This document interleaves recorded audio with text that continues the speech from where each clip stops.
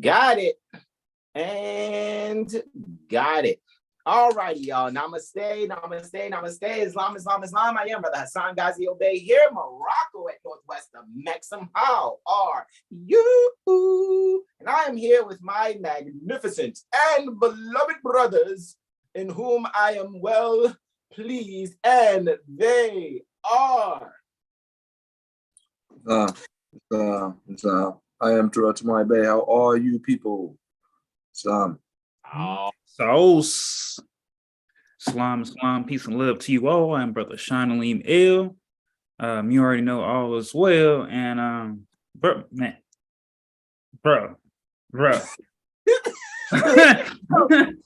What else y'all we saying? Braveheart,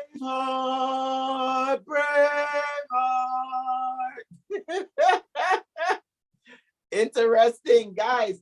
Welcome to our 7-day tropic medical astro weather report. All right, for the 13th through the 19th, April 2023, right? I'm going to show you guys exactly which portion of our 7 Hill Star Astro calendar for March, Aries 2023 to February, Pisces 2024, right? So let me just go and share the screeneth on that, right? And how have you all been, right? Let us know how you're doing in there in the chat. Those of you that are with us now or those that are watching the archive. So those of you in the time to, the dimensions to manifest called future, right? Let us know how you are, man. You having a great day? Did you rest and recharge well? Yeah. How's your Ramadan going so far for those of you observing Ramadan? Is it getting easier and easier, even though sundown is later and later and later as the days progress? Right? All righty, guys. So as you can see, we are here at our 7hillstar.com astrology firm's astro calendar, right? For March, Aries 2023 to February, Pisces 2024, right? Time never was when man was not. And we are quoting Al-Hajj Sheikh Sharif Abdul Ali, doing religious corporate activity by affidavit, being prophet, noble Drew Ali. All right, so we are here for the moon cycle, the month, right? That contains both the fire sign, Aries, the ram, and the air sign, Taurus, the bull. Aries is contemporarily and anciently ruled by Mars, and Taurus is anciently and contemporarily ruled by Venus. So we're on the 13th to the 19th, all righty. And here we can see, right, kicking it off for the 13th, April 2023 is I, Brother Hassan Ghazi Obey. It looks like I have 5 transits and an ingress. Once Luna, after Luna is void of course for about 6 hours and 28 minutes, it will be ingressing Aquarius. On the 14th there, it is Brother Shanalim L.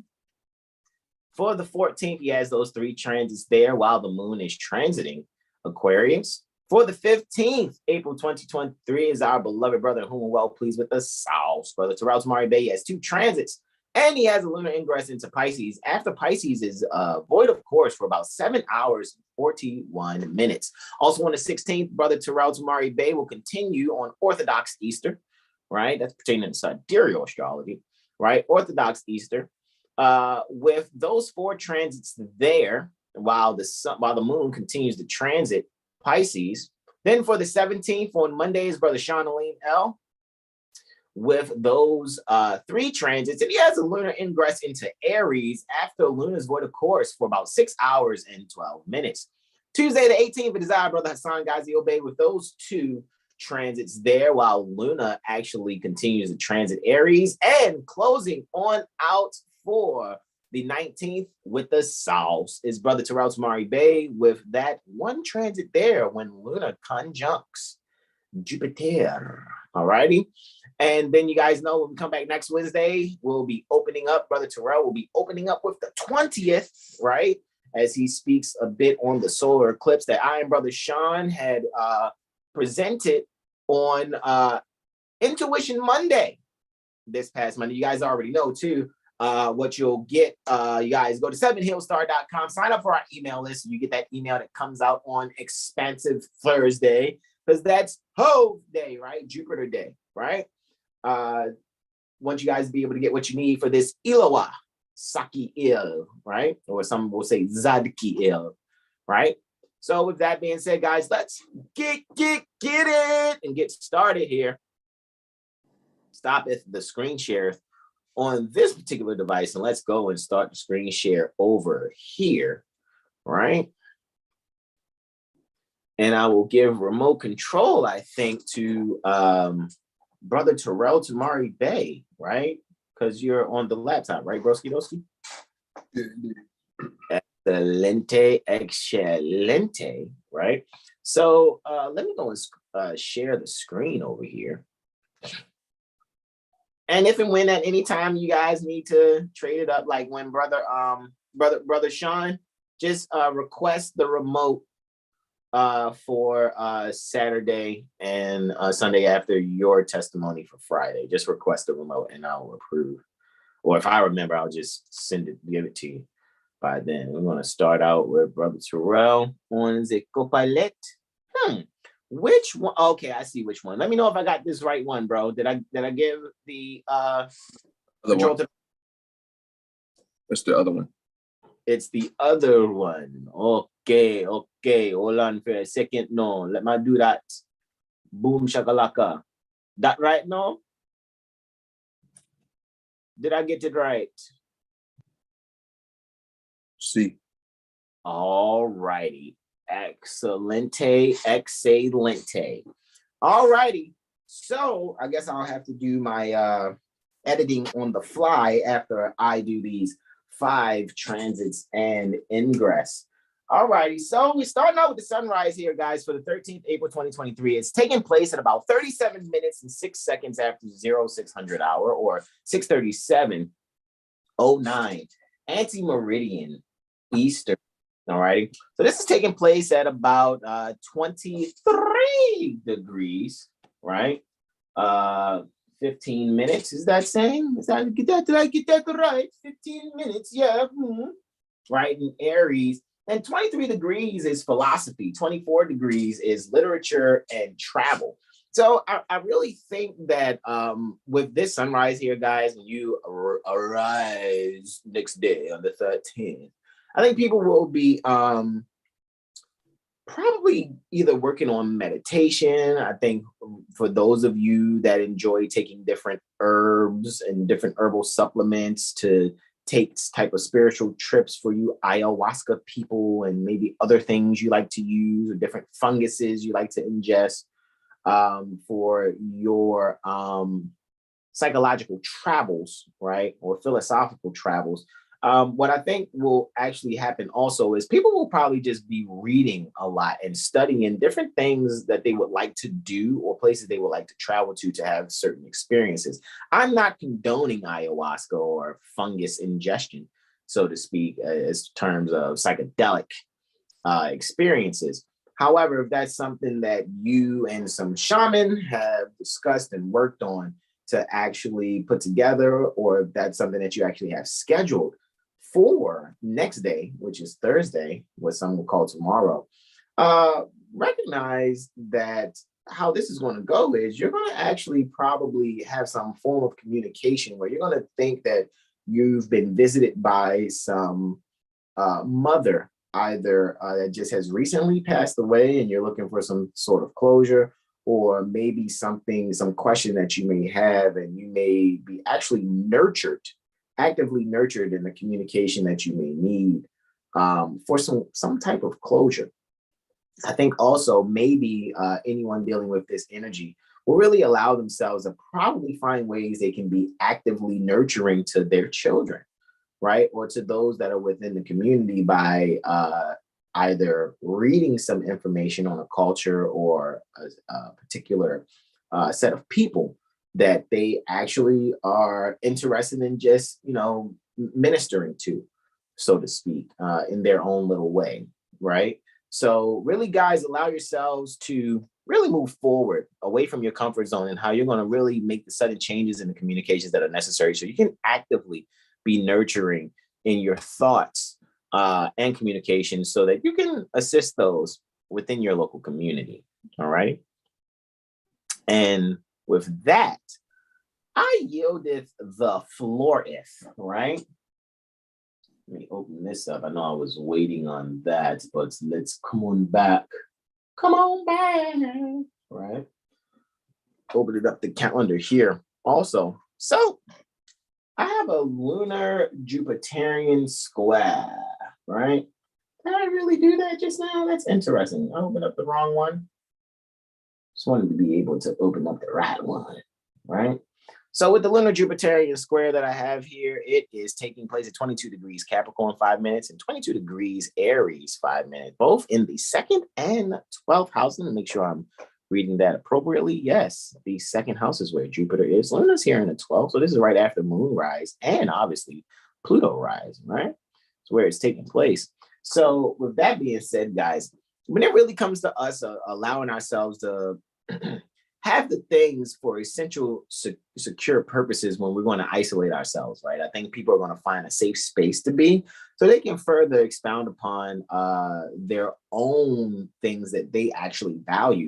I think this would be an important time to really go and study. And that which you want to really get into and study is really going to be tied to some spiritual thoughts. And when I mean spiritual, breath descended thoughts. So you may really get into the yoga. You may actually do what we suggested a few moon cycles ago and get your hands on the yoga of Jesus so that you can really see and further get yourself out of the dogma belief system, type of manipulations and hypnosis that a lot of people are really exposed to unnecessarily. However, maybe these things were necessary at certain points in time for people to be able to have exactly what it is that they need for themselves, right?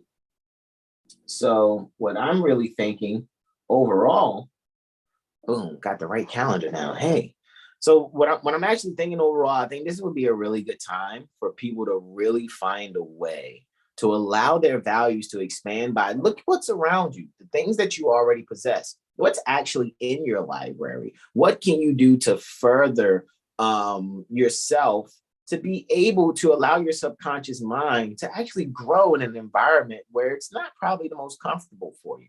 And being outside of that comfort zone, you'll be able to really allow yourself to learn. It may be exactly what you need, because when you have the comforts around you that are necessary, it may allow you to procrastinate on some actual breakthrough, so to speak, or something that you're supposed to manifest, not just for yourself, for others, but it's going to really take you being able to really isolate yourself, kind of go through your own spiritual death and rebirth so that you can no longer have the limitations on your own spiritual expression and the sudden changes that need to be made that are necessary so that you yourself, all right, you yourself can really be able to pour out the knowledge that's necessary from things that you've been holding back and need to communicate. And you'll be able to do that by being able to pull out some things that are valuable so that those that you actually eventually come out from in your monk's cell, when you come out of your little monk's cell or your spiritual shell after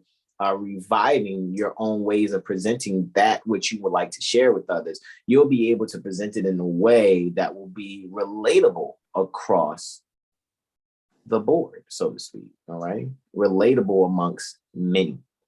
With that, I yield the floor. Next, I have a solar lunar quartile going on. And that one took place at 3/19/25 for that particular one. So just a little under 2 hours later, just about an hour and 52 minutes later, Luna, Sol and Luna, they're quartile. There's a square between them.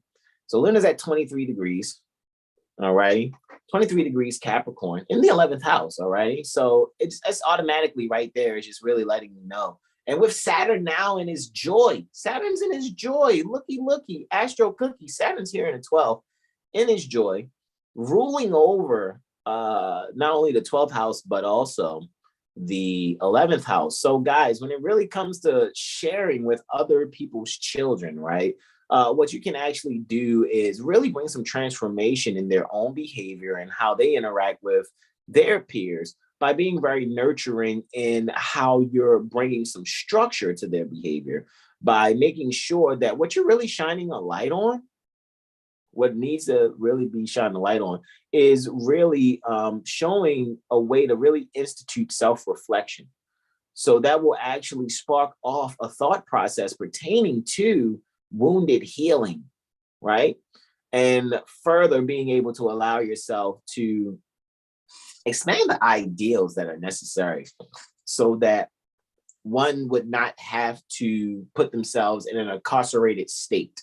And what I mean by that is, I'm not talking about the one that I just spoke about previously of being in your monk's cell. This cell would be where you would have to be without some type of privilege or access to something that you enjoy. However, that would be only due to your own negligence or due to you not actually following the instructions that were necessary.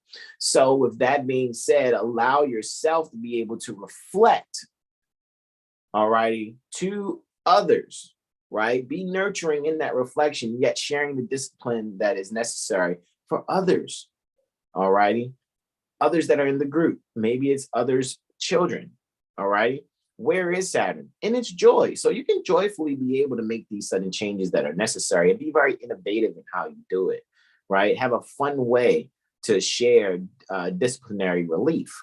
And then when you're doing that, you'll be further able to have those beings in that particular group or those groups of children to be able to look up to you, because now what you've done is you've allowed them to make a change without really putting them under the strain of physical reprimand. Does that make sense? All right, so with that, I yield the floor. Next, I have a sextile. It's a lunar Neptunian sextile taking place just about 5 hours and 4 minutes after this solar lunar square. So yeah, just about 5 hours and 3 minutes later.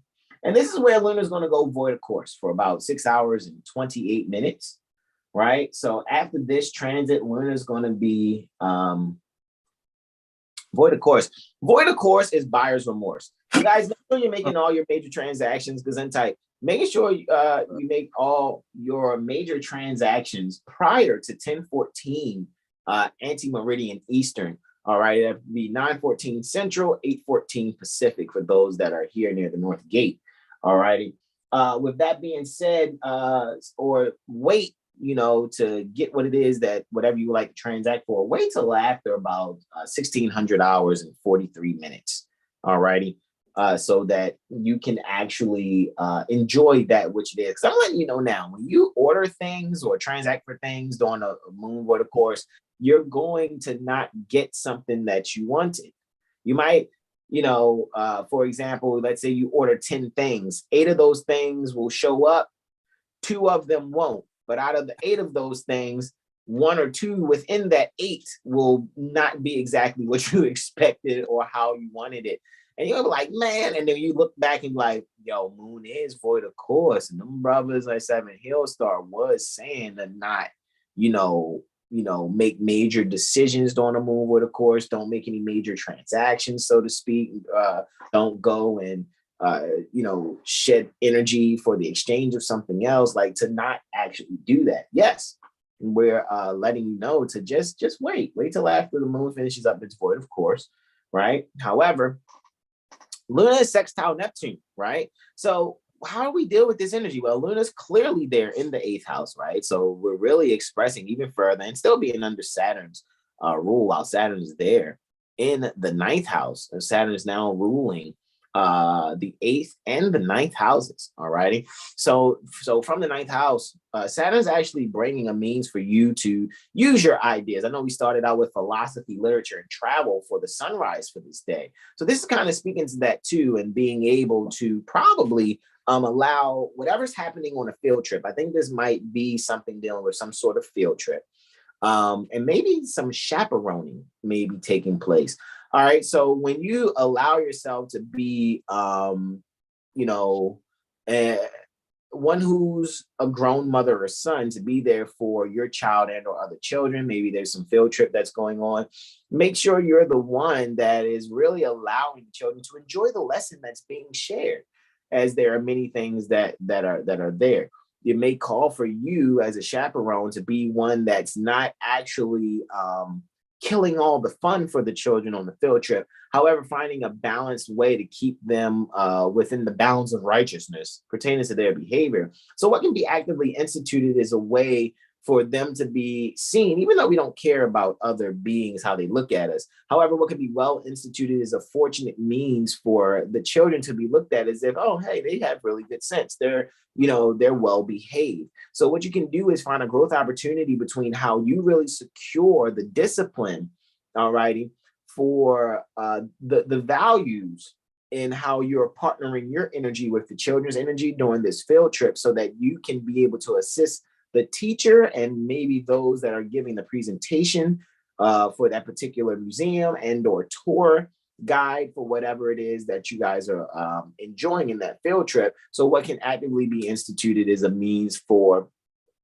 the institution that you guys are observing or taking a field trip to will be more than happy to have the children there again. All righty. And with that, I yield the floor. It's very interesting too that Jupiter's ruling that from the 11th house. So yeah, I will say with that ruling over Neptune from the 11th house, I will say that Jupiter will be really bringing the values to that particular institution when looking at how the children's status is. How are they standing? Are they standing well behaved, or is it a means for us to, be like, nah, you know what, we might have, went overboard with this. We don't think we want to have you guys any further. So it's up to you, those that are the nurturing chaperones, right? Whether you are a mother or a son, to really just make it fun for the children so that they will have an incentive that is necessary for them to behave well. So it'll make times or dimensions to manifest, right? Quote unquote times in the future for any institution to well receive you and those children. With that, I yield the floor. After this transit here, remember, for 6 hours and 28 minutes, Luna's void of course. All right, so that would be buyer's remorse, right? However, Luna will ingress Aquarius at 1600 hours and 42 minutes approximately Eastern, all right, from near the perspective near the Baltimore Corporation, Maryland State Republic. So with that being said, this is actually taking place at 1641.55. Right. Well, however, the calendar rounds up to 1642 or 4:41:55 post meridian Eastern, again, from the perspective standing near the Baltimore Corporation, Maryland State Republic. Luna is actually ingressing, all righty, within the 5th house, right?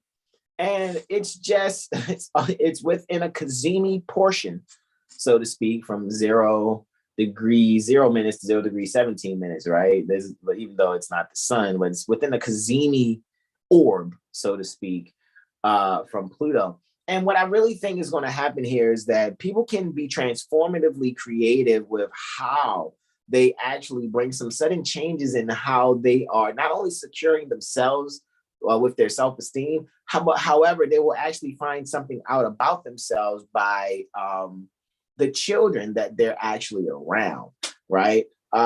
Naturally, Aquarius, Uranus, and Saturn, right? In the 11th house deals with other people's children because it's opposite the 5th house, right?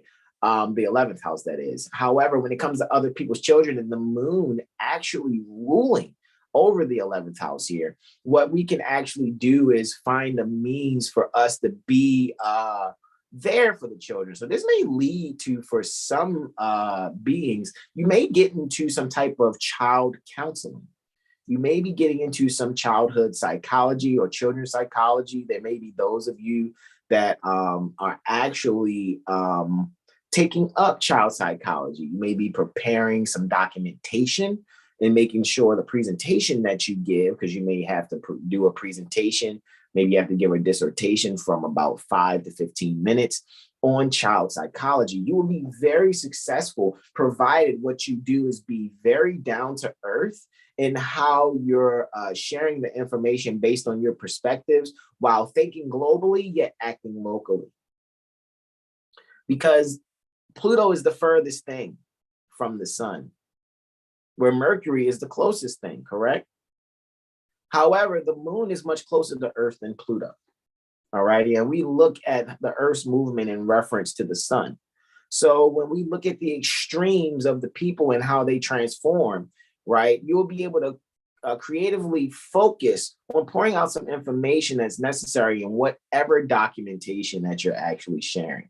All righty.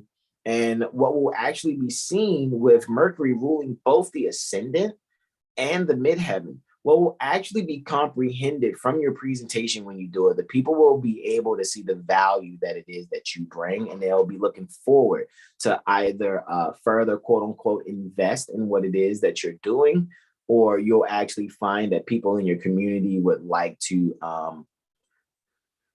join you in how you're going to move forward in your practices dealing with a healthy means in assessing and sharing childhood psychological remedies. And with that, I yield the floor. All right. With that being said, of course, then we just see literally about 29 minutes later, right? 29 minutes later at about 1711, right?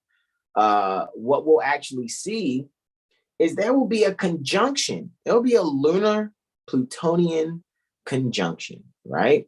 So, like I said, this is happening about approximately 29 minutes later, right? And what we'll actually see here, and it's actually still taking place in the fifth house. What we'll actually see here is a bit of the manifestation of what it is that I just spoken about, and because it was leading up to it, and now it's actually exact.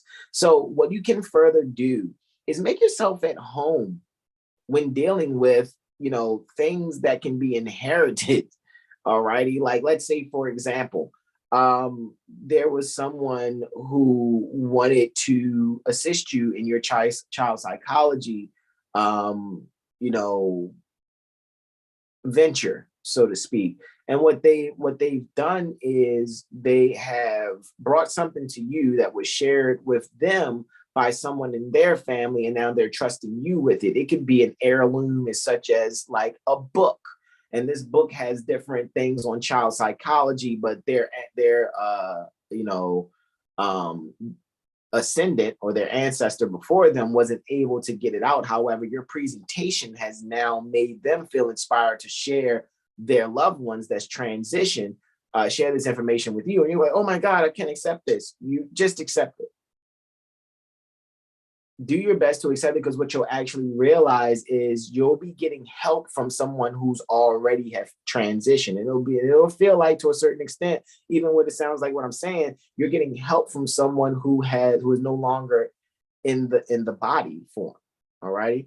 And what will actually take place is a means for you to be able to pour out some knowledge and information through an inspiration from a documentation that has been shared from someone who wasn't able to be in the position that you are. However, you can bring the spirit pertaining to them and their work by allowing it to be combined into that which you would like to do pertaining to child psychology, so that you don't have to deal with the fascination and denial of what is pertaining to for isolating some things pertaining to children. However, what you can do is really allow yourself to be take this joint account energy, that which was accounted for by someone previous before you, who wasn't able to be in a position for you to present. So allow that investment, as far as someone trusting a past loved one information in their book on child psychology, allow that to really further springboard you, right? Or launch you into a space where you probably wouldn't be able to really do it if it wasn't for you to actually consider the thoughts pertaining to that documentation, or pertaining to that being that transition that had that documentation that was left with a loved one who inherited it just for the purposes. Maybe they didn't comprehend it at that moment when they received it, but when you presented what you presented on child psychology, they're like, I know what to do with this. My Uncle Bernie had this, and he wasn't able to do this because he had passed from cancer. So now I can, take this and give it to you, because you sound just like my Uncle Bernie's work, except you really sound like you can bring it to life. Lunar conjunct Pluto in the fifth house while in Aquarius. With that, I yield the floor. And my last one here, right? For the 13th, right? Because this is the day that we're even experiencing a third quarter moon too, right? I did that as my second transit. However, we are closing out with a benefic, beneficial, so to speak, aspect here, right? Luna trine Venus. And this is taking place at about 2200 hours and 23 minutes. To be exact, it's 2200 hours, 22 minutes, and 57 seconds, or 10:22:57 post meridian Eastern. Now, where is Luna? Luna's clearly at 3 degrees Aquarius, 22 minutes. Venus is at 3 degrees Gemini, 22 minutes, on its way to set, right? And them being about 5 houses away, it lets me know, even still with the theme of creativity, children, and sex, I think when it comes to beings that are planning to bring children to the planet, this is where you can actually begin looking at and writing down the values that you would like to see one another to, bring forth in being partnered in bringing children to, in the very near dimensions to manifest. So what you can really do is allow yourself to be very secure in the information that you're going to pour out and communicate to your loved one, to your partner. And you will see that what will be possessed in the both of you is a means to really hear both of each other's side and really allow each other to really have a dignified way in really seeing the value of what both have to share, especially when it comes to bringing children to the planet via the Stargate manifestation, and that is through mother. So when you do this, really allow yourself to be very wise in things that you could bring to the table. You'll be looked at as someone who your partner will be like, they're going to feel very fortunate to have you, because they're like, wow, I never thought of things like that, and I'm really glad that you shared that with me, because now I can improve on how I could move forward, even with the child or children that we have now, right?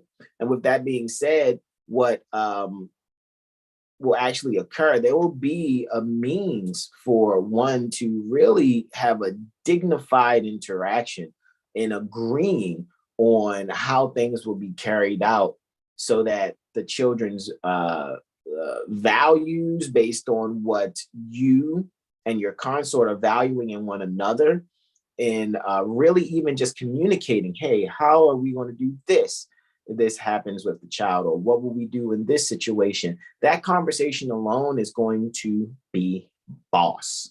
And so really enjoy that conversation and really make sure that you are having a perfect harmony between your subconscious minds and that which you value within them. And with that, I yield the floor to my beloved brother, in whom I'm well pleased, with the brave heart testimony, Brother Sean Alim L. Islam.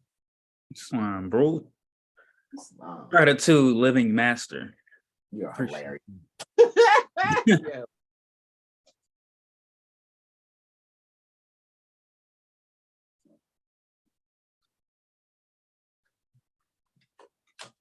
Happy holy day and in advance to you all. Well, in this present moment and in advance. There we go. Islam.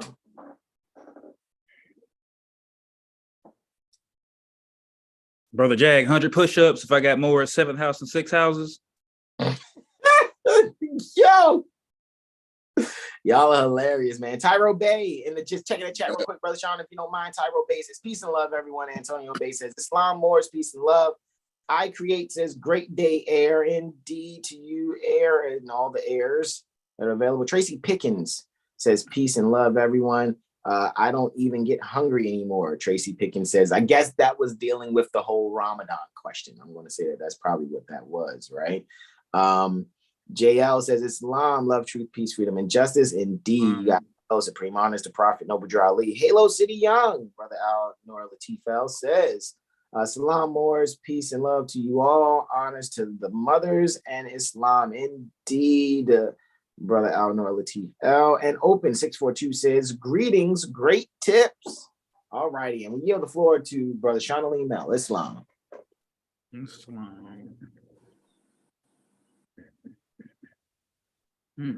on the 14th. Man.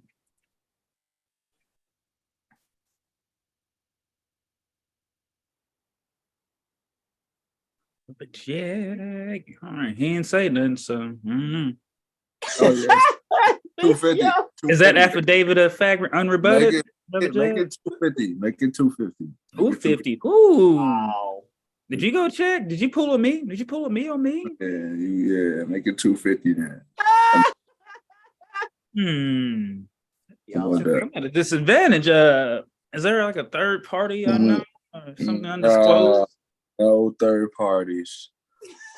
There's no interloping occurring here. No. Something is stirring inside me to say to just fall back. So hey, tune in next week to see if Brother Sean will challenge Brother Jag. Y'all are hilarious. All right, so you're on the holy day. Sun's at 24 degrees, 14 minutes. As Brother Sean was saying earlier, literature and travel. All right, so that's 24, 24. Yeah, and that's I would say for this holy day, man. Yes, read the Quran, please. And get something to reference it with, right? Maybe you're gonna pull out Bouvier's or Black's Law, right? Older, and I really just start cross-referencing, or how we give you the metaphysics in the Bible, and just putting all those layers together to really see the bigger picture of that, right? In the fifth house. So yeah, you're able to get creative with how you study while you're securing and being ambitious. I don't want to say ambitious, but forward moving in your mindset of what things are. With the Mars is conjunct part of fortune too. So yeah, I'm definitely studying, ordering products for your health, for your benefits. As they say, health is wealth. But how will you really be able to do anything when you can't really be healthy? You could be the best weightlifter or whatever, but if your health ain't right, how can you really, do that? It's like trying to do a two-mind canoe boat paddle, but only one's paddling, right? And like, man, why are we just spinning? And only one being's paddling. And then when they look over to see if they're paddling, it's kind of like. So yeah, for that sunrise, just study Holy Quran, your holy text, and just be open-minded to looking at things in different layers, and you'll be able to see that you'll unveil to yourself some gems that were within, or you'll be able to have a aha or clarity moment. And with that, I will yield. Occurring before sunrise, we have a Venusian Saturnian square.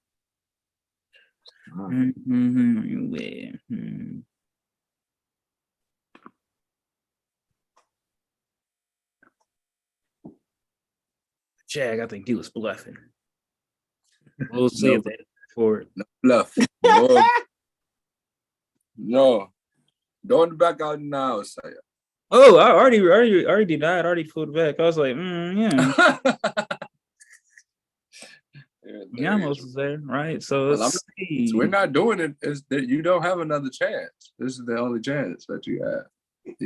Only chance. So what do you mean? We got like Wednesday? No. I It was like a continued series, like next Fridays, but it's like next Wednesday.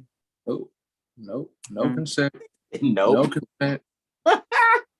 Okay, all right, guys. Here we go. We got Venus in the second house. Yes, Venus, and we have Saturn in the fifth. Right, so a second and fifth. No, we in the future. We in the future. Whoa. Bring it back.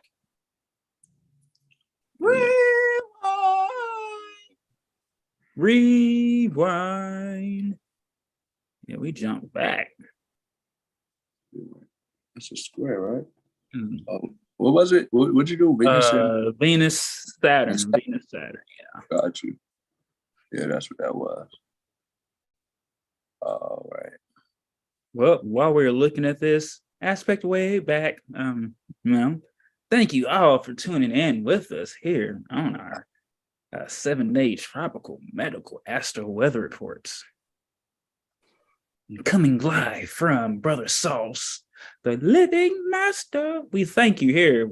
Much appreciation to the exalted Cyclops and Paragon Debo. Shout out to the other bros and shout out to Senora Jackson Bay. Islam. And shout out to you for taking yourself serious and showing up to study with us. Shout out to you.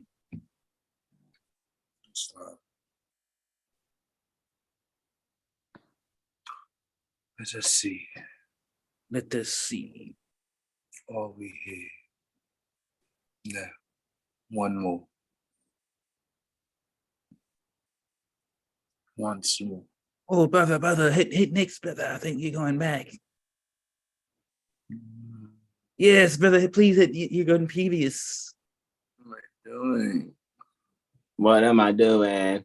So, guys, can you hit next? While we're time traveling right Not now, the group. right, as we go back to the future, you guys can go to 7hillstar.com and look at the classes that we're offering to you guys. All righty. I guarantee those classes that we already have archived, you would really enjoy them. And yes, when we did those classes at those times, because it was asked of 7 Hill Star to do so, to provide classes that the people could, give their energy toward in exchange for what it is that we show. So that's why we still have that eleemosynary tuition that's still there. If you wanted to know how many videos came in each of the classes, all you would have to do is see the eleemosynary tuition that's there that you would send via Cash App. You would send your eleemosynary tuition via Cash App, divide that number by 27, and you will see how many videos are actually within them. Each set of videos are definitely super duper informative, because we make sure we hit every corner we possibly can, so to make sure you guys have exactly what it is that you need. And with that, I yield the floor to Brother Sean Lee Nell, Islam. All right, we got Venus in the 11th house, and we got Saturn in the 8th. All right, so 11th, 8th, and this is some stimulations between our communications with Saturn, bringing the frustrations. Result, the Cyclops Corey Bay got his nomination. Hilarious. All right, yeah, so that's a jam-packed 11th. No, Uranus, part 14, Venus. 11th house, Venus is all about resources, right?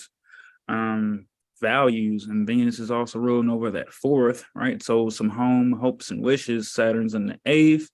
This could be a restricting or an opening up when it comes to dealing with others. Let's see. Saturn's ruling up. Saturn's a little bit of intercepted in there 6. There we go. So really bringing service to those in communications. And I'm also feeling that those that handle the paperwork or communications or kind of do the public speaking or anything when it comes to like beauty products or any of that, I think they'll be able to find that after a restriction or what seems like a loss of some things, that it was only just a setup for a comeback of something greater, right? Sun's ruling the ascendant, Sun's in the 10th. Yeah. So when it comes to like a newfound sense of status here, of understanding, Sun's 24 degrees, this is a 4, right? So yeah, this is getting the home together, right? As I said, with sunrise, when you're reading your Quran, for the Moorish Americans or those that, would like to study as well, right? For the Albions, y'all really be able to see that, what's that saying? That you've been doing it all wrong. But reading this, you'll be able to refigure your mindset, your concepts of from what you learned at the home, and now what you're able to gain from studying different cultures on the internet, but also just being able to relate to others on their mishaps and their journey. And you'll be able to make a distinction. It's like, well, you know what? We really haven't been different all along. It was just a concept. It was the same principle, but a different concept here, right? 4 degrees. And finally for that, I could say as well is to go study something that you thought was hard, right? For some, it's like, oh, I don't like math. Maybe go find some math or something to do. Find something challenging.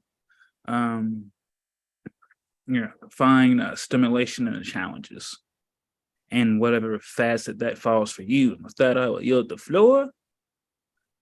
Moving on next, so we have a Luna square. Wow, we got 3 squares for the holy day. All right. And that's all for that day.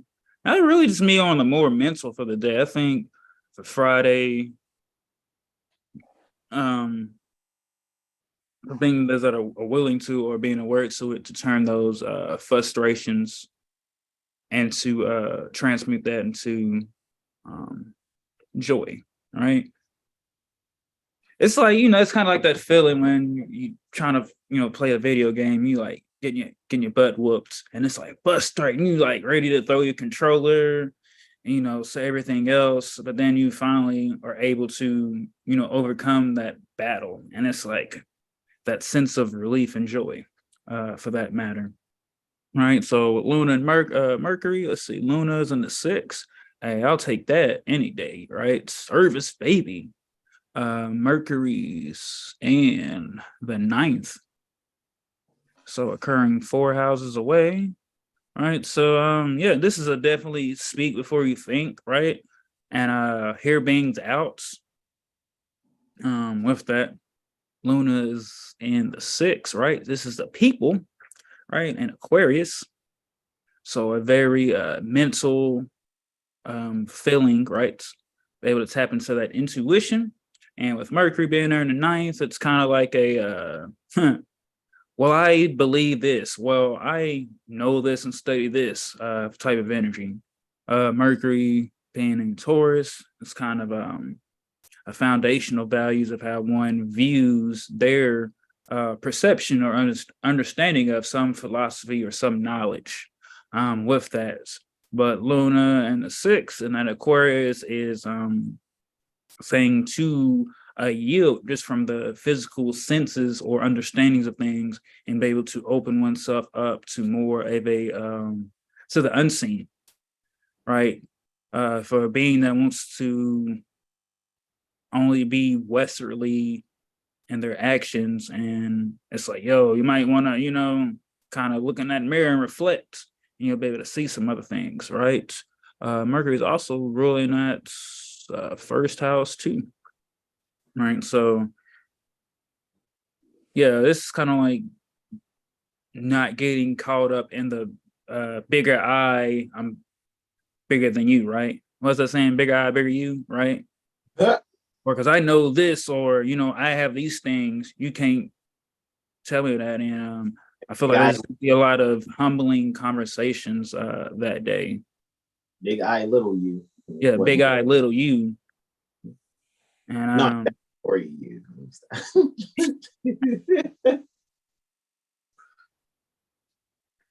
Yeah, that's that for you. So just being able to stimulate oneself with agreeing to disagree, but not putting one down for something, and being able to realize the same principle within that, and be able to take value that could add to your purpose and your nature and sense of self. But, not being in a fascination kind of denial issue, or maybe just too caught in the details or maybe overlooking some things. So finding balance in that, and be able to not let a one kind of mindset block you from being able to get different perceptions and views. And with that, I'll yield the floor. Next up, we have a Luna Uranian square. All right. Going on the last aspect for the Friday, so feeling eccentric. Man, I made it through. Oh my gosh, Jag, man. You bluffed me. You bluffed me, brother. But I like how you said that, Doug, because it made me think like, is that right? So, you can still do the 250 push-ups. You already know how we doing usually, but this was this gonna be 250. Oh, all right. And okay, what? Over 500 shots. You had to put up 500 shots. I made like 400 of those. You like 500 shots? I'll shoot 800 a day. It ain't nothing. It's just a shot. Yeah, you know they call me sauce buckets. Same Yo, brother Prime Star. That's funny. I was telling my baby yesterday because I brought the basketball goal out for me and our son to shoot around on, right? Like, yo, like I was like, yeah, I think I might have to get some shorts and some shoes, man, because it's a wrap. You know what I mean? I'm ready to hit the gym. It's a wrap. I'm trying to tell you that I might have to come out there and you just to hoop. Just so, because I be seeing y'all be in the gym. Even though it makes me think a little slippery. I be watching y'all wipe y'all souls off. Oh yeah, that one that one's love. Yeah, but we go to a few different gyms though, so yeah, we gotcha. So yeah, I'm like, yeah, it's definitely that time. I'm sitting out there. I'm like, man, I'm in my character and my fed, and that jumper is wet. It's like, yo, I'm ready to splash. Yeah, I think I'm gonna start hooping in the short fast too, man, because I think it can stay on. Yeah. That's the only time I take off my fez though, man. When I'm really going in, because I wear like my kufi at times, but then it's like, yo, next thing you know, like as soon as I feel that joint about to come off, I'm like, yo, let me just put this to the side so that I can really just go in for real, G. Like seriously. So yeah, it's definitely hooping season. Like seriously, man. I yield. Hey. We got Luna in the third, Uranus in the sixth, man. See, watch, I remember having the sixes and Jag gonna have the sevens, so it'd have been like equally sad. However, right, Luna being 12 from its rulership, so I would say, yeah, go over your journal, go back to like springtime, last sun cycle, last year, and look for some gems in that. All right. And I'm really also just getting to see Scorpios on the rise, Mars in the 8th. Look at that accidental dignity. All right, even though it's supposedly in its fall. So it's kind of like a windfall, right? I know me and Brother Jag always joke about 4 cups, right? Not crying over spoiled milk. And I think that something is going to rise, right? You know, not to bring any harm or good, because it'd be whatever situation that the universe, right, is bringing you for the actions or for the effects of the causes that we all have done, but something to kind of like motivate ye, right? Take ye, not so like that comfort zone, but just push in that next direction. Luna's and Aquarius, so that's definitely filling out one's inner nature, one's intuition, and just mindset. And it's like, is this my intuition telling me this, or is my mind, trying to be like ghetto boys and play tricks on you, right? Non-statutorily speaking, and Uranus in the 6 is ready to kind of shake something up in the routine. So it's like a battle between your mind and just really seeing kind of like going through your usual day, but being able to kind of like have like an out of body experience to kind of just view and see. It's like, all right, well, what is my routine? Do I do daily? Is the things that I'm doing, necessary to where I'm trying to go, right? Mars and the 8th conjunct that vertex. So, am I taking advantage of the things that am I coming across, right? Just taking everything as everything is not by accident, and not taking advantage of the things that I meet that can relate to my home, to the home life, so that now one can, like I say, continue to exercise self-government and learn more about self-government. And let's say Mercury's in the 6th too. So yeah, being able to communicate that. But I would definitely say take it easy, as Mercury is slowing down, starting to about to go retrograde. So just kind of reviewing and assessing what one values and what's the principles or the kind of the viewpoint one sees mentally and emotionally, and be able to match that inner and outer world to balance that. And with that, I will yield the flow and give it to Brother Soul Sauce, and everybody in the chat put 6th house. Let me hear a 6th house for Jag. Everybody in the chat. 6th house. I don't know why you like this. I find it stimulating. Why you like this? All right, you got the co-pilot, Brother Sean. We yield to Brother Terrell Tamari Bay with the sauce. Yeah, we're gonna be saying this on at 6con. I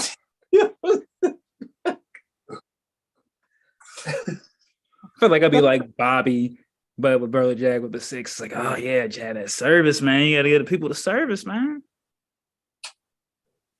Not letting it go. I think I'm never gonna let it go. Oh my goodness. You know what? I'm gonna just not respond. That's how you really kill them. You just don't say anything. Brother Jag 6th house TK, yo. No, yeah, literally. Yeah, normally I'm still gonna go because I know you laughing. You might not physically physically laugh, but in your mind, I'm like, man, he ever laughing hard. Nope.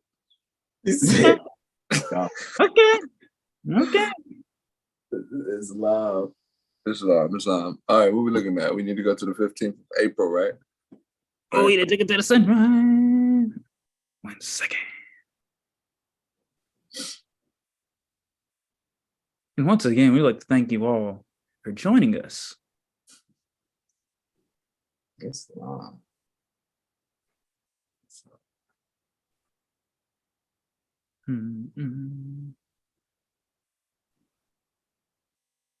Okay. We're going 15th of April. That is Saturday. Yeah. When Brother Jack 6th house. So the sun it's at 25 degrees, yeah. Aries. So now it's this sense of establishing a sense of willpower, so to speak. Yeah, it sounds like 25 degrees Aries, 12 minutes on the 15th of April. So there's this connection to this sense of willpower, that we all naturally have. So it's sort of connecting to the divine side of life, so to speak. Connecting to how we all have that spark within us. However, to put that spark into some sort of work, because for things to sort of come to fruition, it has to be worked on. It has to be crafted a certain way for it to be perfected to your beauty. However you look to, let's just say, create whatever it is you are creating or connecting to, or whatever philosophies you are studying to basically expand your mind, so to speak, or the studies that you've been studying to expand your mind. Like Brother Sean said, get your Circle 7 and cross-reference it with some sort of study. Don't just read the Circle 7, read it with multiple different holy texts and holy books, so to speak. Black Law's Dictionary, Bouvier's, Bhagavad Gita, if you want to, just find the unity in all of this things that they try to basically separate, because there's no separation in nothing. And that's pretty much what's being fulfilled around these times here. As we see, I almost did it. Yep. All right, moving on. The moon's going to sextile Jupiter, right? So the moon is still in Aquarius.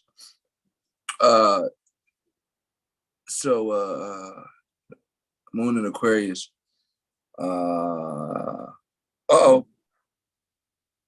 Wait, is that a sextile? What was it? Moon's in Aquarius, Jupiter. Yeah, that's a sextile. Oh, that was before sunrise, I think, right?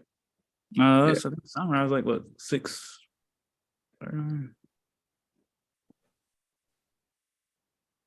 Bear with me, Saya. Here you go, brother. Sun.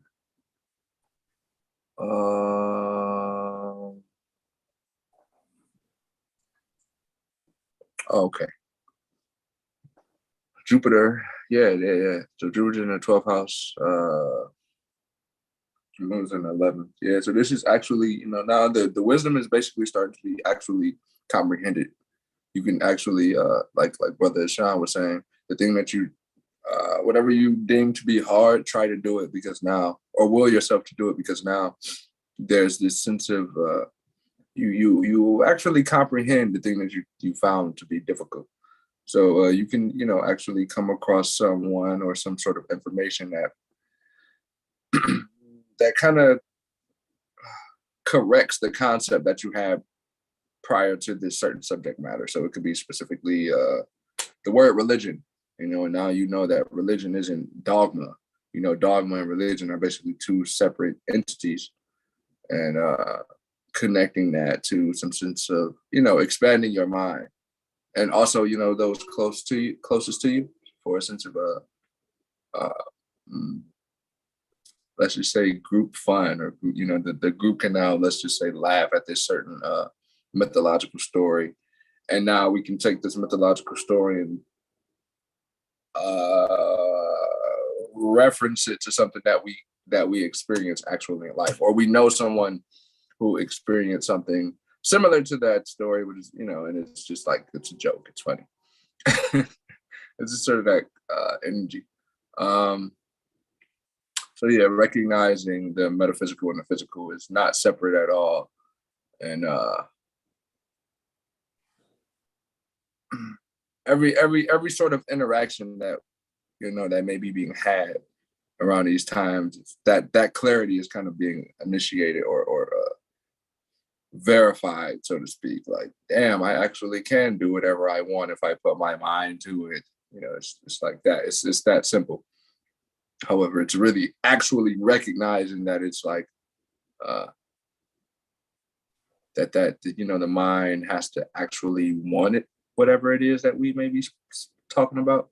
So, specifically with some sort of, understanding what the word religion means. So if you really wanted to know what that means, you would go Google it and put it in etymology. Simple, So it's pretty much that energy. Moving on. The moon's going to sextile the sun. So then, can religion be private and dogmas public? Oh, okay. Emphatically, yes. All right. So the moon's going to sextile the sun. And the moon's still in Aquarius, 25 degrees, 24 minutes. Sun is in the 10th house. actually. 25 degrees Aries, 24 minutes. Yeah, so this is like you're kind of having this conversation with the ones dearest to you, your elders, could be your mother, your father, your uncle, auntie, something like that. But this is really that conversation of like, security in the sense of what that actually is, and not based off of superficial means. It's not just being able to put it's like security is actually being able to know how to, let's just say, cultivate your own means, or, make your own handkerchief, or, plant your own food, or, let's just say, learn how to create your own language if you wanted to, something like that. It's just really just knowing how to really connect to the sense of a cultural background and what that connects to, because culture pertains to a certain language and a certain nation and a certain standard, certain customs, certain they wear certain gear, garb. All of those things are basically being recognized and formulated in the sense of how that actually is substantial, and how it also may be misused in some sense. So now there's a sense of like, creating that balance with things that are imbalanced, so to speak. So, removing the things that needs to be removed for the sense of, again, that term security, really finding the means to basically protect oneself and the ones, dear to one's heart, So, now this is the really the means of like bringing one's goods or properties together, to basically, expand it for the sense of bringing, generational wealth, so to speak. Really looking to not just think about self, right? So now this is like really teaching the children how to, basically protect themselves when they do go out in the world, because mother and mommy and daddy won't always be here, that's what they say. So, that recognition for the child is like, and for the, the guardian parent to recognize that, for them to feel like it's urgent, for them to really get the child to recognize the beauties and discipline and responsibility, so to speak. It's pretty much that conversation. Yeah, it's pretty much that energy. The moon's gonna go void for 7 hours and 41 minutes. Yeah, moon's in Aquarius, so buyer's remorse. Don't do it. Think twice if you do it. And you might have not heard Hassan when he said, you're gonna buy 10 objects, and you might only like 3 of those objects. Actually, maybe 1. Maybe. So think about that before you do it. Because and then the moon's gonna go into the Pisces in the 5th house.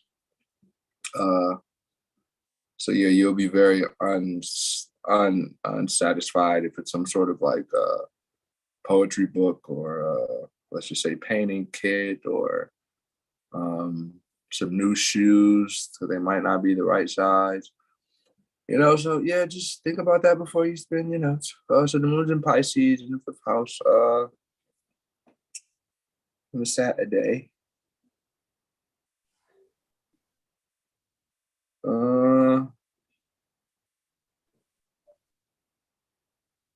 Yeah, go to the lake or something like that. It's be a great day to go to the lake. Or go to your grandparents' house and maybe study with them about some law or something like that. Yeah, go talk to your parents about law, or your guardians about law, and like I don't say bring a certain case or something, or a certain subject matter to their attention that they may relate with, and then you can have this conversation that'll be very challenging, but emotionally fulfilling, and very It'll inspire you to, I don't know, speak up on the things that you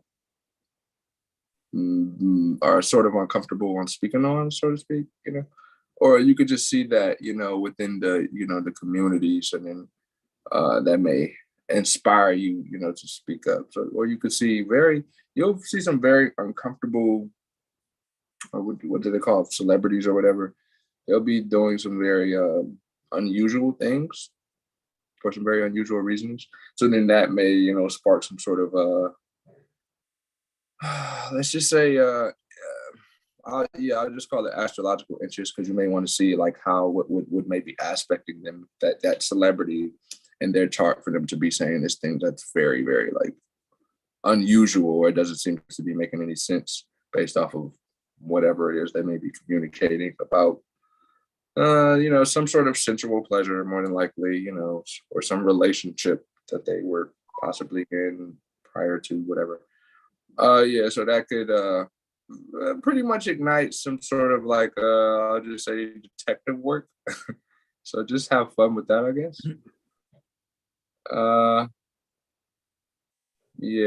And do some yoga too, meditation.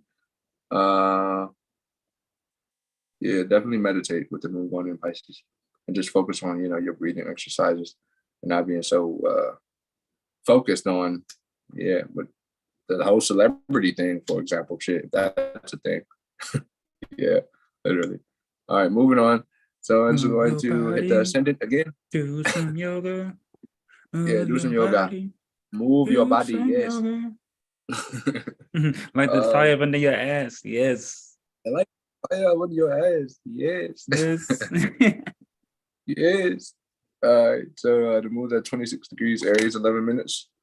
And again, this is just connecting to that, the vitality of life, the strength and the vigor that you may have, so just wanting to be more healthy, right? So that's pretty much the goal for this, as the sun transits Aries, right? But that's kind of coming to an end. So, with the sun going into Taurus, like I said, the means of being more healthy and taking your diet more effectively is this is pretty much the factor here. What is at the forefront of the mind? So, maybe start studying about nutritional value, and what's a calorie? Who knows? I don't know. Look it up. Things like that. Just really getting into the nutrition, and how the body may need certain things, or how the body does need certain things to sustain itself, right? So trust that sense of study, right? So moving on, before sunrise, the moon is going to conjunct Saturn. So this is just that conversation with someone dear to you, your elder. This could be the moment. You could have more than likely, you would probably sleep over at your parents' house or grandparents' house if you don't do that sort of thing, or if they're around or something, or someone, like I said, someone very dear to you. And that uncomfortable conversation that was sort of had based on some sort of different philosophical thoughts, or but in this religion or in this culture they do this and they do that sort of brought some sort of remedy or mitigation to some sort of traditional views that were basically set, or but you have to do it this way, blah blah blah blah. That whole attitude was sort of kind of mitigated, or ran over or removed, so to speak, from the whole let's say psychological processing, or how things may be comprehended. So now there's just this sense of a whole reorganization in how things are basically processed, and how information may be given based off of someone's merit rather than the information itself, right? Yeah. So damn, goodness, that just threw me. I was gonna say something.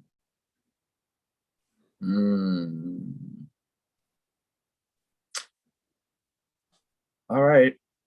Just had a brain fart. So when you ask them according to who's thinking and see what they say, watch them freeze up like a deer in the headlights. Yeah, Then they're gonna say, well, everybody, but what is your not what you think everybody else, what everybody else, your Islam.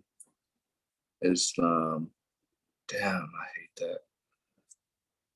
What you just said though, general opinion is no proof of truth. What's that? Yeah.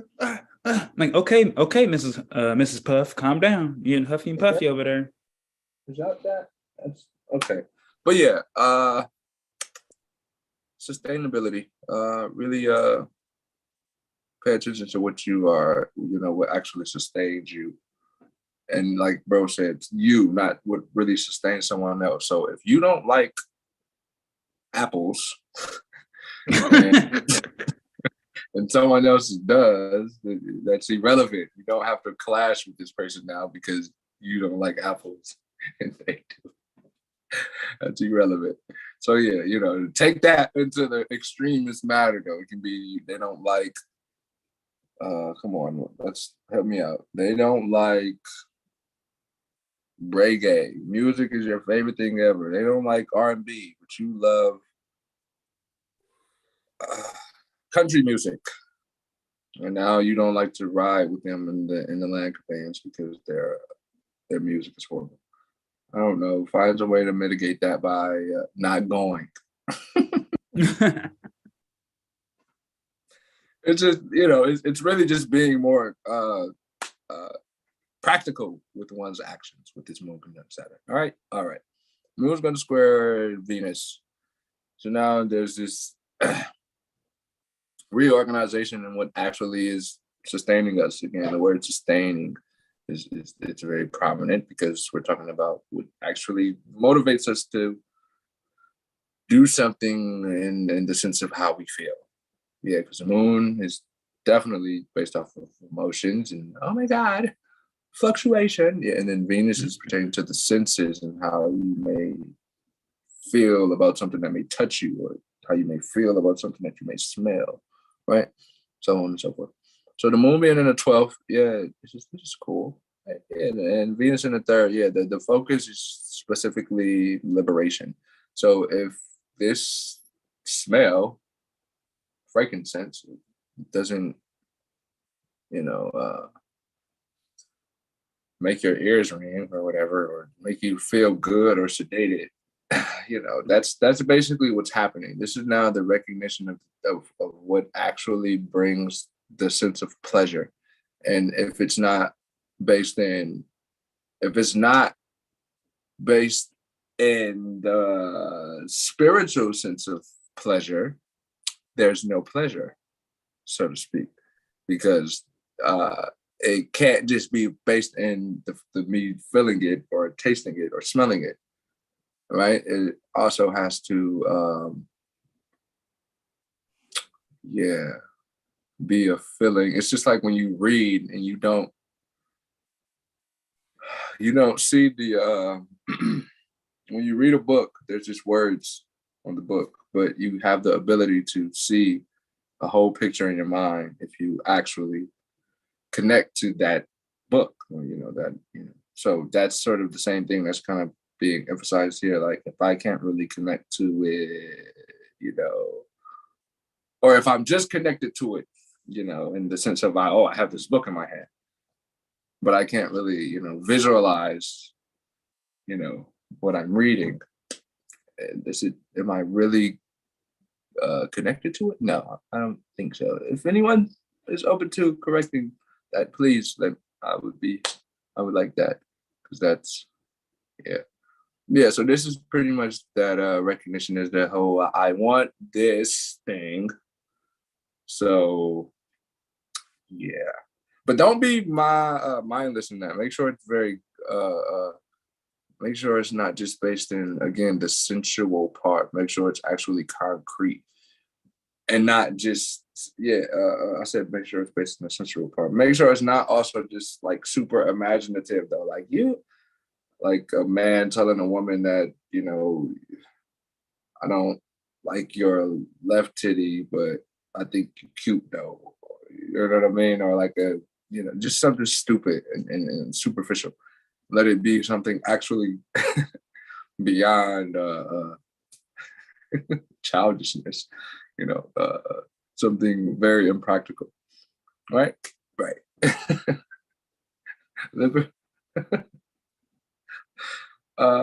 Liberation in all senses of life is the goal here.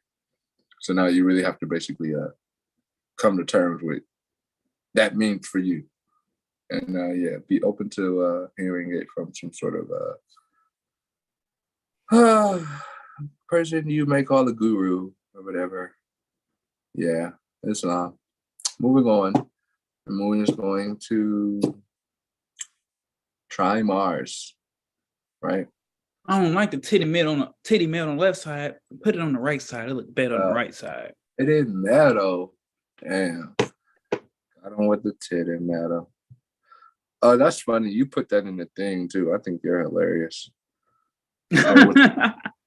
Was that your track list? I'm like, yeah, this is hilarious. That was great. Uh-oh.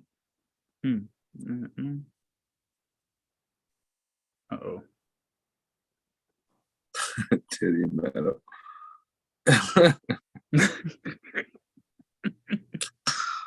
Man. All right, a lot of 11th house energy here. So the Mars in the 11th, the Moon's in the 8th, yeah. A lot of sense of what is it? Yeah, liberation. That's what I said, right? Yeah, liberation. Mental liberation. Moksha.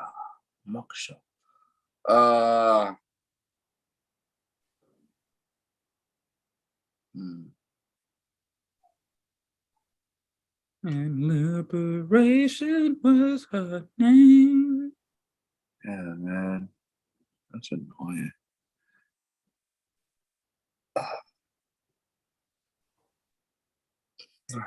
Yeah. So this is like a sense of like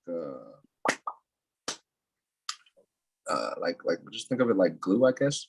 Now we're like, this is the moment where we see what works and what doesn't. Because Mars in the 11th house, Moon in the 8th. Yeah. So like the things that basically that just naturally flows and it works like it works like a flow of water, a stream of water, yeah. And the things that basically are rigid and it's very it's in the way a little bit. That's pretty much kind of at the forefront of the mind. So now these things are sort of being discussed within the group for like for the expansion of the group now. So the group can basically effectively handle things that are basically in the way. So those rigid things that are basically they're basically like you can just pick them up and move.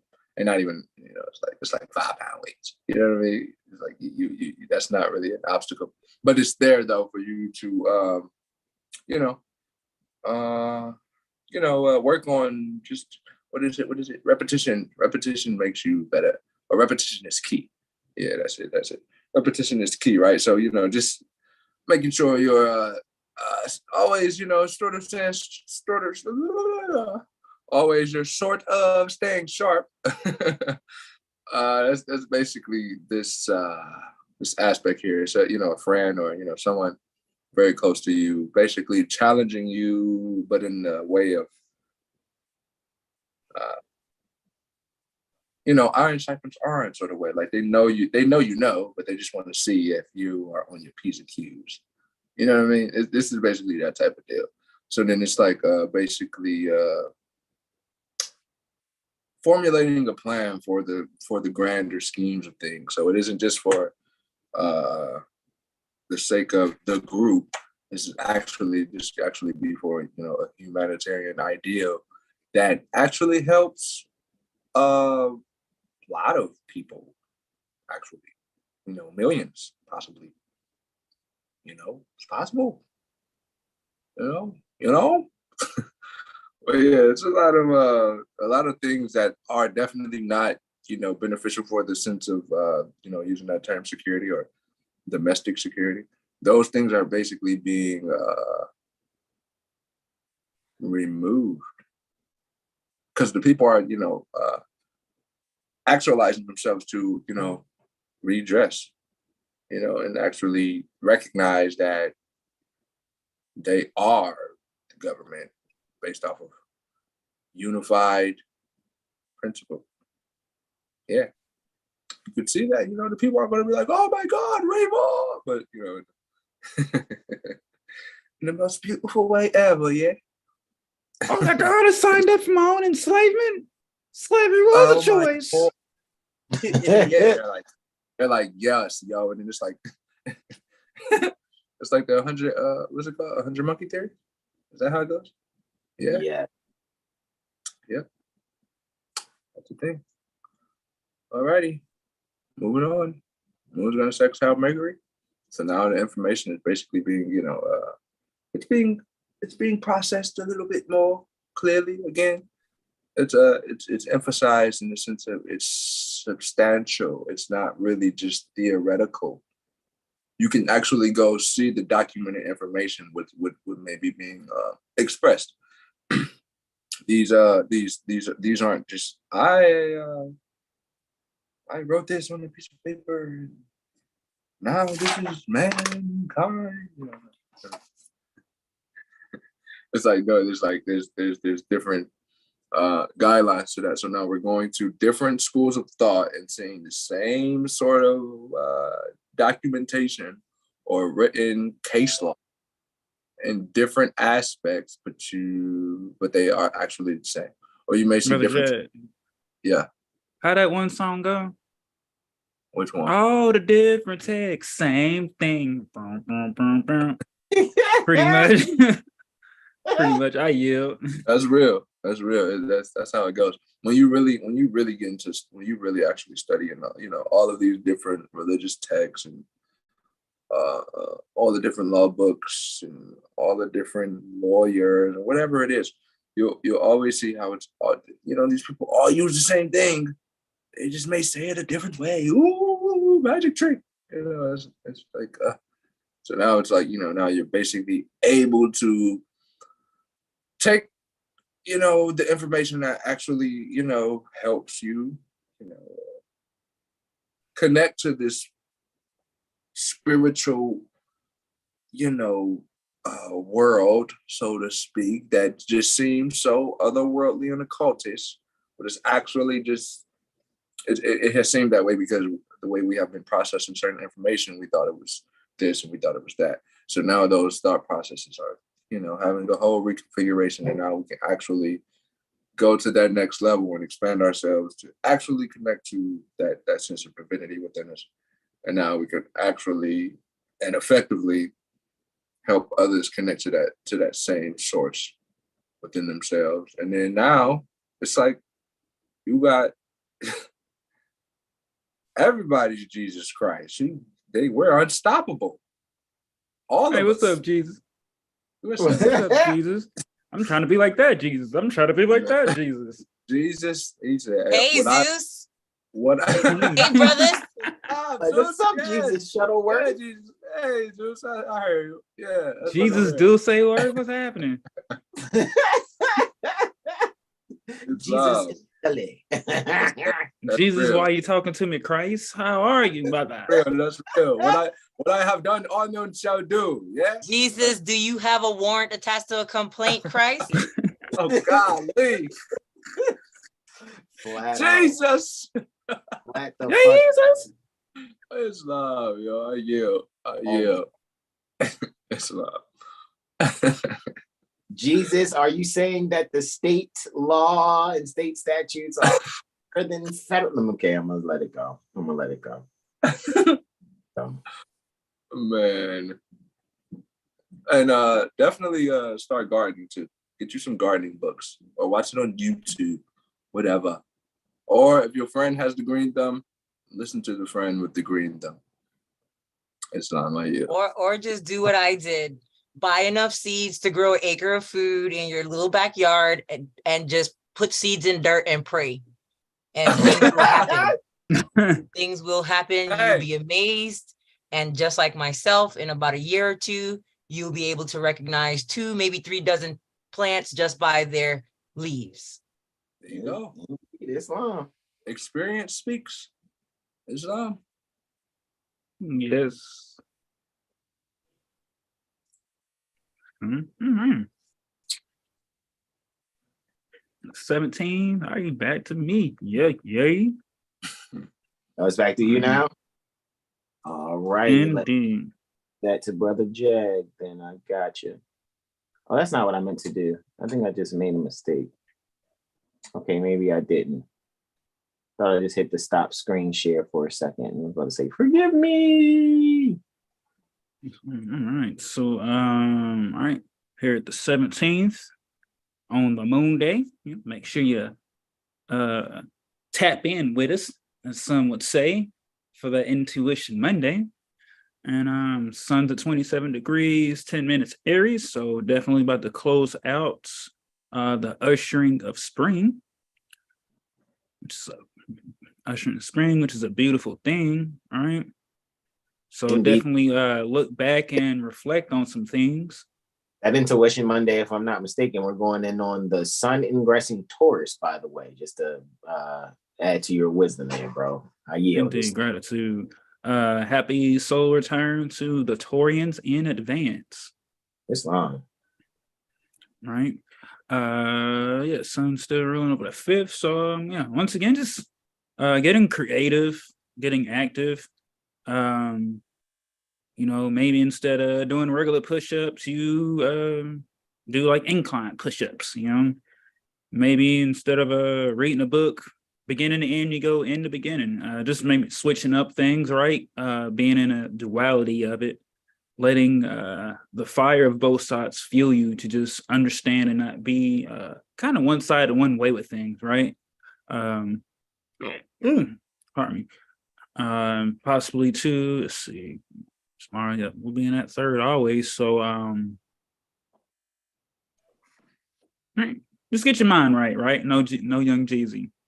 Right, letting the passion being able to become clear and firm in your foundation. Sure. Okay. The truth, I love it. Yeah, I love it. Got a Holy Quran open and the Bible too. And we got 7 Hillstar and Lawful living coming through with the truth, and we love it. Sure. Yeah. Once again, it's on. It's another Monday or Tuesday. Nah, I'm joking. All right. Can we go, Brother Jag? You got it? Yeah, Brother Jag's got the co-pilot. Oh, Joe, I don't have it. I ain't even hear me. Goodness gracious. I done got comfortable and everything. Hold on now. I made sure you had the co-pilot. Hold on. Goodness gracious. Whew. I'm still sending out things here. We got Luna, sextile, Uranus. It's cool too, because I was told the other day I was unprofessional, so I thought that was great. So maybe that's just who many freaking fracks told you that? It don't matter. That's why I was about to say someone matter said that. But that's you just seen it. It happens. It's fine. I mean, yeah, what the Rock say? What the Rock? What'd you say, bro? I said, what the Rock used to say? What the Rock you just said? It doesn't matter. I just got told last night that my concepts aren't correct pertaining to jurisprudence. Yeah. You know what I'm saying? You want to talk about comics? It's because people can't hear when you're saying the same thing they're saying if you don't say it at how they would say it. That's why I make sure I open up my ears to the many interpretive expressions that occur. Some people say tomato, some people say tomato, some people say pre-ketchup. I don't know. It's all on them. I don't know how they say it, but I know you're talking about the same fucking fruit. Wrong, totally wrong concept. Some people say tomato and some people say tomato. So you're slightly off because you didn't stress the O and the A the same way I just stressed the O and A. So it's going to blur my perception that you just said exactly the same shit. Oh my God. But you didn't. I promise you didn't. You did not say the same shit. You said it all. Yo, I gotta admit, there was one point in time of that last night where I was like, this is going to turn into a jurisprudent beatdown. And me and Bobby both was like, you know what? We're just going to gracefully bow out, man. Yeah, great presentation. What's up, cuz? If you catch it from the beginning, though, if you catch it from the beginning, you'll see it's exactly the same thing. Wow. It's exactly. Wow. He even went over the Justem Generis that we had gone over yesterday afternoon. So I was like, oh, this is so great. Also about the main point, which is what he was trying to avoid us getting too far off of, was him showing by the definitions that the people trying to tell themselves they are these state nationals, like the ones getting got by the Anna von Reitz and the David Straits of the world and the Christopher Hausers with the 1099 ABCs, and that all 2 out of 3 of those people are either arrested or in jail for the types of things that they're encouraging people to do. So that was the main part of his call. He went through the definitions in the under Title 8, sections 1101, which apparently some people are putting on their homemade IDs, and they're putting the UCC on their homemade license plates, and that's the type of stuff that he was speaking against. And again, just like we always do, going directly to the definitions in the code to show that the people who are running with these ideals and ideas are not doing their own, and I don't want to say due diligence to make it seem like it's something you find on the bottom of a barrel, because the definitions are usually in the beginning. Yes. So when people are digging down into this section of the code says this and that section, who gives a damn what it says if you don't understand the words that are being used, and you think when they say person, they're talking about yourself when they define person as a legal entity. So you keep seeing the word person over and over again, and you're like, yes, that's me. And it's like, no. And so when he got to the part of the definitions that defined the state nationals, and they went in and was like, the Tianos of Puerto Rico specifically is what it says in the code. I was like, damn. They talked about the tribe in the Virgin Islands. I can't remember their name right now. They talked about the Southern Eskimos, the Northern Eskimos, the Central Eskimos, whatever their actual tribal name is, like they named them. Okay. And so when people are saying, I corrected my status, I'm now a state national. Are you a Tiano? Are you an Inuit? You know what I mean?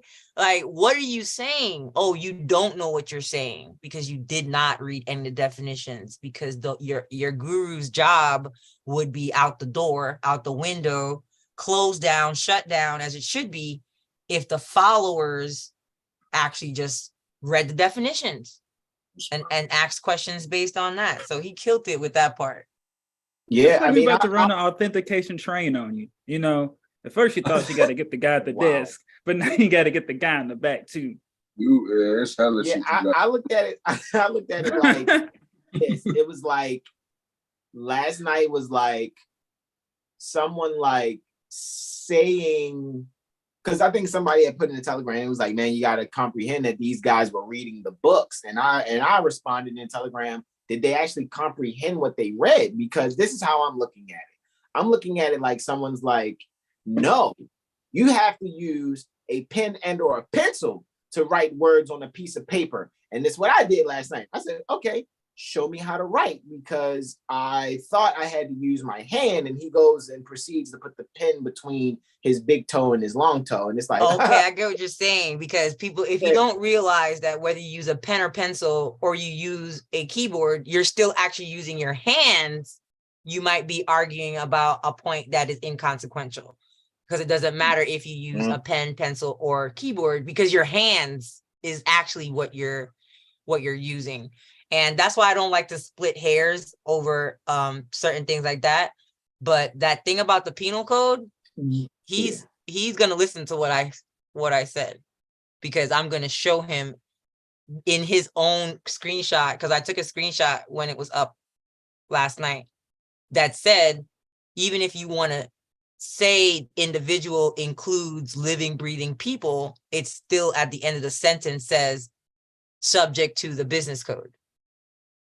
Which is the same thing it's going to say in California and everything else.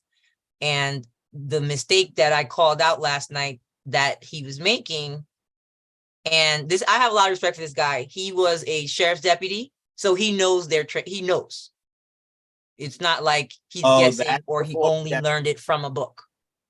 Got you. And he does have a program for traffic that beats everybody, because he highlights the exact same thing that needs to get highlighted. And as he admitted last night, and I know he did that because of my relationship with him, because I bring up things that are outside of the box. And like he kept saying over and over, it's not that he's saying those things don't work simply because no one has done that before, because that's what was my contention years ago with him, that I'm bringing up something that, you know, I get that feedback I've been getting my whole life. No one has ever questioned it that way before. And I'm like, oh my God, this is like, this is like the first thing that I thought of. How could I be the only one? So that's when I show him that part about the penal code, and I'm going to show it to him in Texas, I'm going to show it to him in California, he's going to realize that you cannot just say, because you can't charge someone with the penal code, it means they can get away with murder. That is not even, and that's what the guy who tried to come at me with the RCW 9A was missing. He kept saying, you're saying that RCW 9A doesn't apply to people when they're not on the clock? Yes, that's exactly what I'm saying. And it's not because I am saying it, it's because the code is saying it. This has nothing to do with my feelings or my interpretation. Right. The section literally says entity and personal liability, and then it goes on to define agent, entity, governor. Look at the context of the table of contents. What are they saying must be the situation for you to be bound? Agents aren't all agents on the clock? I would say yes. So if you are saying that this is for agents, it has to be only for people on the clock. That's not my interpretation. That's basic comprehension. So the Texas code is saying you have to be engaged in business under the business and occupations code, even in that definition of person that says means. And I went back to the definition of e justem generis, and it does not limit it to when the word include is used. It's talking about when there's a definition period, whether it says the term means these things or the term includes these things. Absolutely. And those nuances, when I say people are not bound by a title, they interpret it. And I don't know why. You're saying people could get away with murder? No, I'm saying that if you actually murdered someone, you don't need a code. You're just charging them with murder. It's not murder under the penal code or murder under some other code, because murder is illegal and unlawful all over earth. You don't have to be like, well, I'm charging you with the Arab law, and then I'm charging you with the the other Semite law, and you murdered somebody, you're going down. Period. Period. Right? You raped somebody, you actually took what is not yours knowingly and willingly from someone else that had it in their physical possession. You're going down. We don't have to have a code for that, penal or otherwise. But a lot of old school people repeat the, oh, well, common law was too brutal, so we made these codes. So now we're all under the code automatically because it just somebody just willed it so, and it seems to make sense for it to be like, wait, nah, fuck that. If I didn't put my foot in, like Hassan started to say last night, I was cracking up while I'm cooking dinner. He's like, if I didn't put my foot in the 1, 2, 3, not in 1, 2, 3 red light or whatever. We're playing hide and seek, and I didn't put my foot in the beat. Right. If I didn't put my foot in hide and seek, you can't tap me on my shoulder to make me it. And the reason why, and I wouldn't make that point only because I know him and that I know that's not what he's saying. Correct. And he did also mention again after you guys got on that you know, what if you're not so engaged, you're not liable. Right. He did. Right? He did admit that. He did admit that. He's like, well, if you're not engaged, then you're not liable. I just don't think he had much discourse for that side of it. Yeah, he doesn't have a lot of discourse because there's not a lot of us on the call. And I got a couple of messages from people that I didn't know were on the call who I've been on other calls with like over the years. And I got Telegram messages like, oh, that was so awesome last night. It was like you were co-hosting with Eddie. And no one ever does that because it's like no one understands at the same level he understands to have a conversation about a nuanced point. You know what I'm saying? Yeah. So the nuanced point about the actual definition of means and includes and the penal code, I know that was going over, you know, 90% of the people's heads that were on the call because they don't understand it at the level that he's even speaking at to be like, hey, yeah, I think you missed this point right here. They just sit there and listen and let him drip stuff on them. Got you. I mean, it's like you said in one of your posts you recently posted. I'm not sure if it was Facebook or Instagram, but you was like, sit at the table with warriors and the conversation is different. Yeah.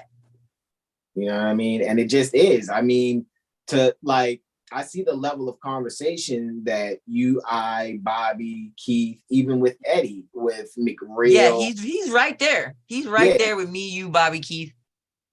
I can see it. I can definitely. Even Ara was in the chat, like even typing some things like, but I saw Ara in the chat too.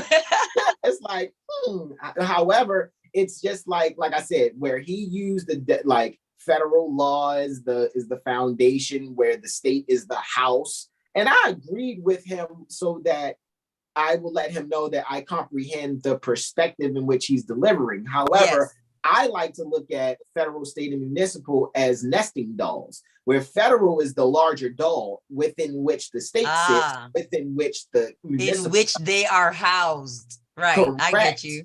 You see what I'm saying? I didn't bring that up because I did see at one point in time where the lights. It's only because we would have been getting off of, again, the main point the call started. And just like with myself, even though the questions that come afterwards might be interesting, I prefer to keep them close to the main, point, so that when people are re-listening, they might have questions that are about the main point instead of just talking about something that is, good to talk about, entertaining, interesting, Correct. So that's what we started to get off into. And it was kind of like, that's probably a conversation for another time when you don't have people who still are here. Like, I got a court date next week. Yeah, or the lady Teresa that was like, how do you get the cops to know about your warrant doesn't apply to you? And I was just like, I thought that was great that you kept bringing her up. I'm just trying to help Teresa because she brought up this point about how, and when I brought up the point about the fact that, again, the penal code that they're trying to hold her under with the warrant or whatever they have is for their agents. Eddie misinterpreted what I was saying and said, well, I don't agree with the employer aspect of it. And then like literally 10 minutes later, he brought it back up and made the same point I did. Correct, because he was talking about how the public, the private is couched within the public or vice versa. So he's like, McDonald's may be a public institution or public, however, they have their own private policy. Now, I stopped myself. I did good. I was well behaved last night. I wasn't making trouble, as you say I did, right? I mean, I thought of it like, but private policy does not supersede what it's actually organized under. That's just like the handbook. Hey, and that again, that's why I started to have the conversation yesterday in on the Zoom, and I'm gonna do another one. So at 1:11 p.m. this afternoon, I'm gonna do another one because I think that conversation last night exemplified why I started having the conversation yesterday afternoon about us still looking at ourselves as either the employees of Target, for example, that have to wear the red shirt, khaki pants, or some type of vendor of Target that has some other formal way of engaging them. You see what I'm saying? Yes. And then there's us, the private people, that in none of that. We not in any of that's not those. I'm not gonna read so the penal code rules are like the rules for the red shirts and khaki pants at Target. Okay. That's and what then I the thought. statutes, the statutory rules are for vendors of Target, the same place. You see, so the employee rules are obviously can't be the same as the vendor rules, right? No, it can't be, because the vendor is only there enterprising. Right. So what our friends are doing, like Eddie, well-meaning, is missing the fact that both of the rules they're reading, whether they just want to call them the statutory codes or the penal codes or the administrative codes, if you will, right, is not recognizing that both of them are for agents. You're either one type of agent working for the actual corporation, or you're an agent acting through a license with the corporation. You see what I mean? I'm not acting on. Eddie is very clear about the license part, right? Knowing you're not acting under the license just because you have it. Well, having it puts you in one presumption, but the actual use of it is when they try to lock you in. He's clear on that. Yeah, that would be what most people are not clear on, because this is what me and McReal were arguing every day last week, which is what led up to yesterday. You're clear that you're not one type of agent, but you're not clear that you're not the other type of agent, because you thought you were being private in that capacity, but you're still acting as an agent. That's where people are missing that nuance. We're not under the penal code or the administrative code. We're not. He was clear on the vendor portion, which is the Eggo Waffles employee at Sam's Club or Costco saying, sample this new Eggo waffle. That's right.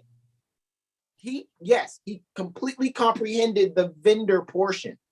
But that's still a little Yusuf Elish there. Yes. Thinking like, I am still in the private, even though I have this instrument, but I'm not working at the time. Okay, that's cool. But you have a license from Costco to enterprise your Eggo waffles. However, that being who's going to go collect whatever, if it's Sam's Club, it's carts, and you go and collect the carts because you work for Sam's Club, the guy that's doing the Eggo waffle enterprise is not going to go collect carts, even though they're both at a certain time under the roof.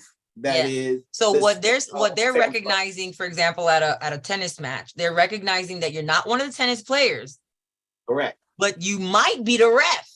And it's like, some people are understanding that they're not the players, but they still think they're the ref or one of the judges or part of the board of directors of the tennis club, right? And then other people know they're not the ref, they're not the board trustees, but they still think they're one of the players. few people are understanding we're just the motherfuckers in the audience. We might not even be in the stadium.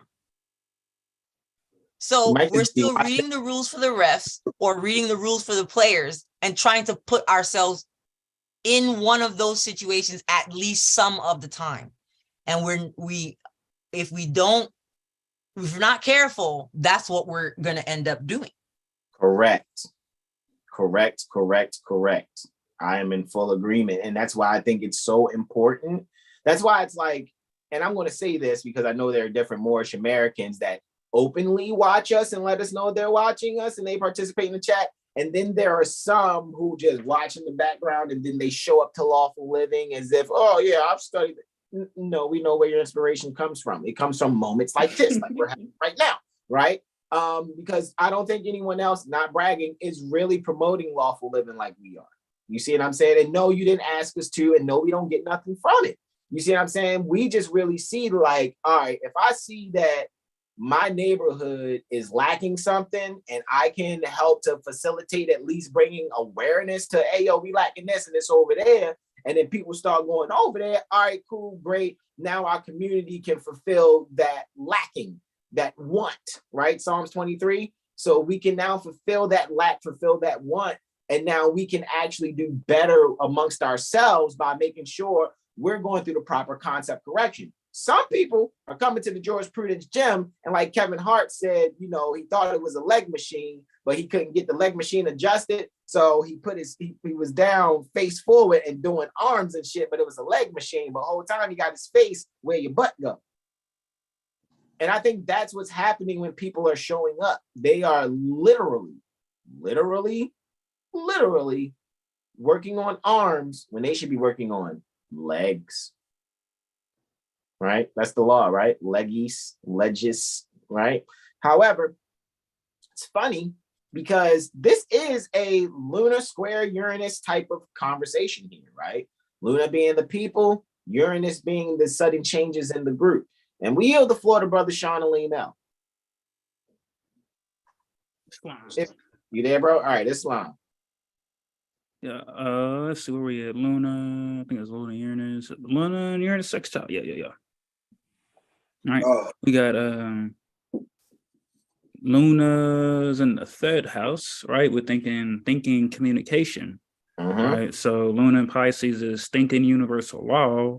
Uranus in the fifth is creative, rebellious project. So we're having an opportunity to grow on just how we really grasp things. So when we think about it, you know, focused on it, and then when we're just cooking a meal, you know, like Brother Sign, you know, making his Ramadan special plate, you know, you know, making something, and then, you know, something hits him. So being able to just grow upon what we're learning and what we're experiencing, what we're hearing others experience. Jupiter's ruling the chart, right? First house and also the third, so rulership over Luna, and Jupiter's in the fourth. So it's expanding upon the things that we thought was once true, but now we're able to get the other side of that. And like our mind is just, it's like, whoa, you know, trying to able to keep up with the information that is coming in from studying the Akashic records down low and signs in the fourth too, and Chiron, right? So we're really able to now start growing upon things after, you know, truth hurts, as some would say. So, you know, you lick your paws, you heal your wounds up, and then you get ready to step back out and do it again. So now Luna and Uranus is that electric charge of understanding and valuing your personal private things and being able to be rebellious when beings try to infringe upon your private things and energy. So it's not being, oh, you're this and that. It's you know, protecting my things, my property, my energy, my value, my mind. And you're trying to infringe upon that, and you have no right to. You know, opposite to the assumptions, right? So we're able to start healing from that past pain of not knowing, right? And now we're able to learn from what we didn't know, learn from the past, apply this in the present moment and expand that and start to finish these cycles and not be on a continuous loop, right? And yeah, and with that, I'm gonna yield the floor. We got up next, Jag. We got Luna Neptune. Yeah. Luna conjunct Neptune, yeah. After this is a void of course moon, yeah. It's long. All right, so where we at with it? Yes, we in the 8th house. We in the 8th house. Right, April 17th this is 1400 hours, 56 minutes. Right, this is going down in the 8th house. So,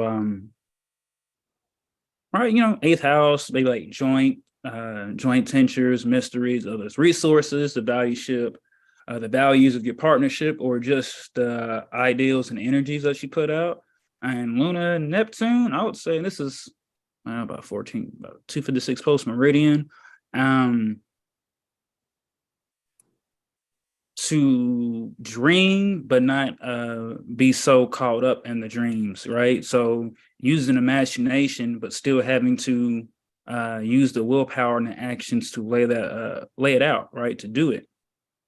Jupiter's ruling over that, right? Final dispositor, and Jupiter's in the 9th, right? So this is all about higher learning. So, right, being able to, like say astral travel, yeah, but like astral travel or taking virtual trips of different universities or using Google Maps to look at different places, right? That's far from you. And then also at the same time, you could just be studying different cultures, different activities, right? Learning about like free running. Maybe someone wants to go free run or learn some law and religion, but actually learn the true side of it, right? As we said earlier, when I was talking about religion and dogma, right? So they've been thinking their dogma they've been getting is religion, and it comes to light that it's not. So being able to start distinguishing the two, and being able to read between the lines of poetic fiction and all the different parables and anthropomorphic stories. So being able to be caught up in that dream world, but at the same time still solid in the foundation and being clear in your mind on what things are and what things isn't. And with Mercury ruling the chart, let's see, Mercury's in the 9th house too. So you're really starting to value as you look more within of lessons and communications to yourself, and you'll be able to get feedback. It's like when you have those conversations with yourself, right? That inner dialogue, you might be surprised or things might pop up for you. Like, oh, whoa, I wasn't even thinking of that, but how that comes to me is great. North Node's in the 9th too. So yeah, destiny and the purpose, or just things that make you uncomfortable, is things that you might not have valued because it didn't seem valuable. Right? Just because, the fiat system is, they're thrown everywhere and everybody got it, doesn't mean that gold and silver isn't valuable. Just because you reject it doesn't mean it's not valuable. So being able to distinguish what's valuable and what's not, what's real and what's an illusion, right? Even though you could be like, oh my gosh, I'm in the mirage of life, and you still know that it's an illusion and there's a reality outside of that. And with that, I'll yield the floor, and Luna will be going void, of course, after this aspect for 6 hours and 12 minutes. So no major purchases.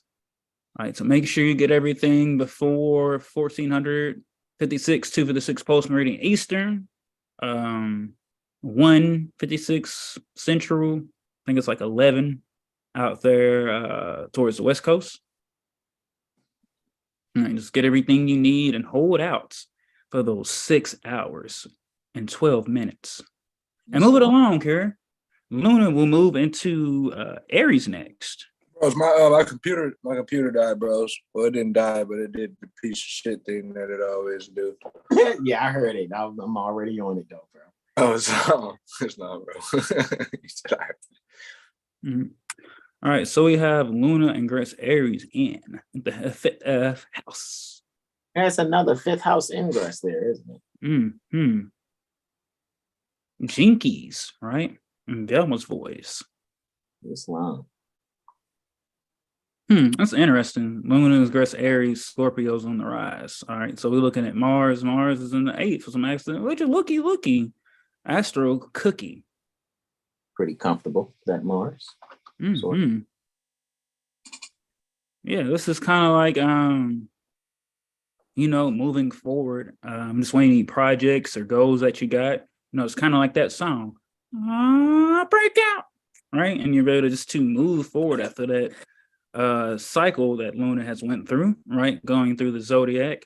And now you're back at 1, no rhyme at night. But now you're feeling motivated and anxious to do things and make things right here. Mars is ruling over, let's see, the first house, and also the 6th, right? So the 1st and the 6th. So and Cancer, yeah. So finding gems and your daily routines, finding gems and just any self-identity purposes of it, right? So maybe what was once that proved worthy or demanding of the energy now doesn't need that same energy or output. Let's see, Suns in there too. Yep. So finding a sense of purpose and the daily routines that you do, right? So, for instance, that's the 7 Hill start, right? We love to tell you the truth. We do the astrology, we do the civics, you can even take it from Mother Malika, waking up to help other ascending beings with things that she went through that she know that everyone else is going through, right? Being of service to other beings to help them secure themselves in their home, right? Help secure that 4th Amendment, right? And get these beings up out of your business, right? That's right. Instead of, kind of like being worried about, oh my gosh, they doing this. She's like, yo, why the fuck you up in my business? Like, what are you doing? And beings we'll see as they start to study. Wow, Mercury. Wow. It's interesting. We got all those mutual and they want to be known. True. It's like the people who like, oh girl, they was trying to talk to me. They were trying to get me. They were watching me. They want people in their shit. It makes them feel important. Wow. Right. Ooh, wow. And yeah, Luna and Mars and mutual reception. So it's kind of a push and pull with being assertive but also being caring. So just finding a balance and once again just letting higher self rule and not being caught up in just the physical urges and impulses with that. And yeah, just being yourself. And if you don't know yourself, who you are, not statutorily speaking, get your mirror readings, get your astrology, or just really take a look at yourself, right? Get to know what you like. What are your strengths? What are your weaknesses? Right. So that now you can start out on a clean cycle, right? And with that, I will yield the floor. And we're moving on to last aspect of the degree. We have a lunar Plutonian sextile.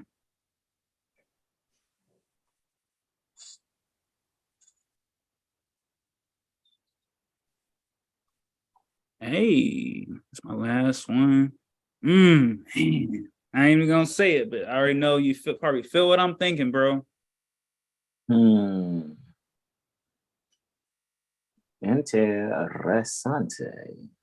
Brother Jag, I ain't gonna say it, but I already know. What you got going on? Hey, man, I made it through with no 7s.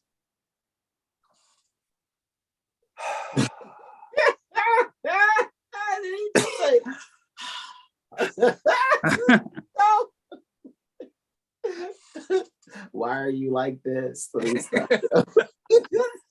You know my chart, bro. You see my chart. You see I'm like this. Oh, you're hilarious, man.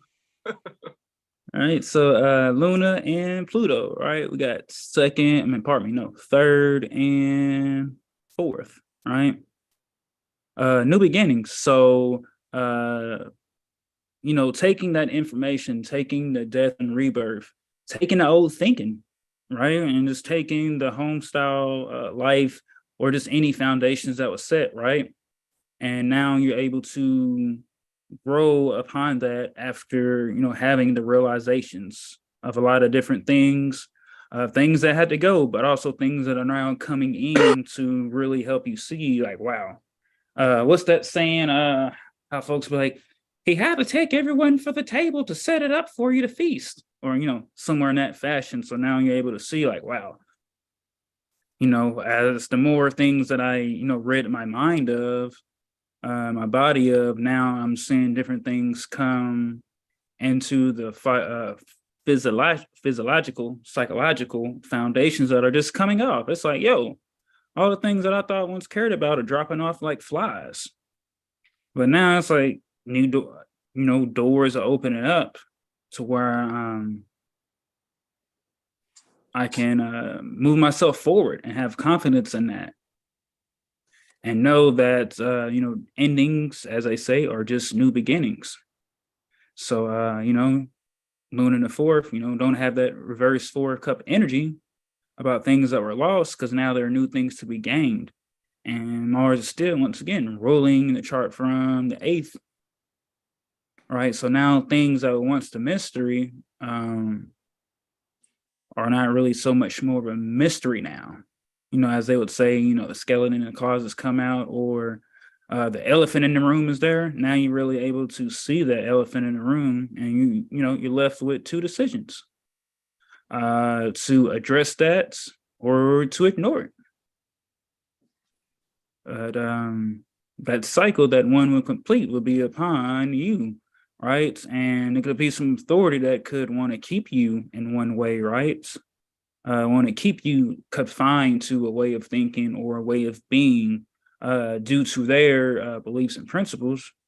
But you're able to see that clearly. You're not really going to be in a fascination denial about what you want to do and what they want to put on you. And you're able to break free from that and do what you want to do.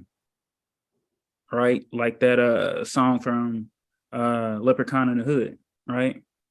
You got to do what you got to do, right? So be the Postmaster P, and, not the Ice-T, and be who you want to be. Postmaster P. He said, what kind of name is that? That is hilarious. And with that, I will yield the floor back to the Living Master. Wowzers, it is on. You're hilarious with that, man, every time, man. Let's see what's going on in the chat here before I continue, guys. Jadon says, wow. Dun L says, Islam family. Wow. Jadon also says, the void, of course, is no joke. Brother Dark Blash Bay says, laughing out loud, Islam, everyone. Jadon's laughing twice. Actually 5 times. However, it is posted twice. Brother Dark Blash Bay says, and we love it. Yeah. All right, let me stop, y'all. I swear, as I read it, I was like, immediately the Jeezy voice came to my mind. Shout out to our beloved son, to whom well please, J. Alexander. He says, no nuts, no glory. My biography, damn right. The true story. is that more Jeezy? Oh, that's hilarious. That is freaking hilarious, man. All right. Jadon says, say what? Y'all are going in on the chat, right? I Create is crying laughing. Jadon says, calling them out. I Create says, yes, though, feed them not when you call them out, quote unquote, right? Jadon says, an authentication train, quote unquote, right? I Create says, yep.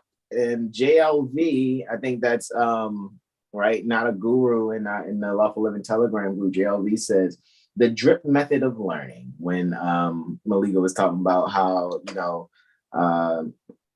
Eddie does the dripping, right? Well, I had fun at the Tao of Law. It's so interesting though. Like I said, we were having a Ghost Dog conversation. For those of you that have never seen Ghost Dog, it's a movie with Forrest Whitaker, and he's literally like a ninja assassin, right?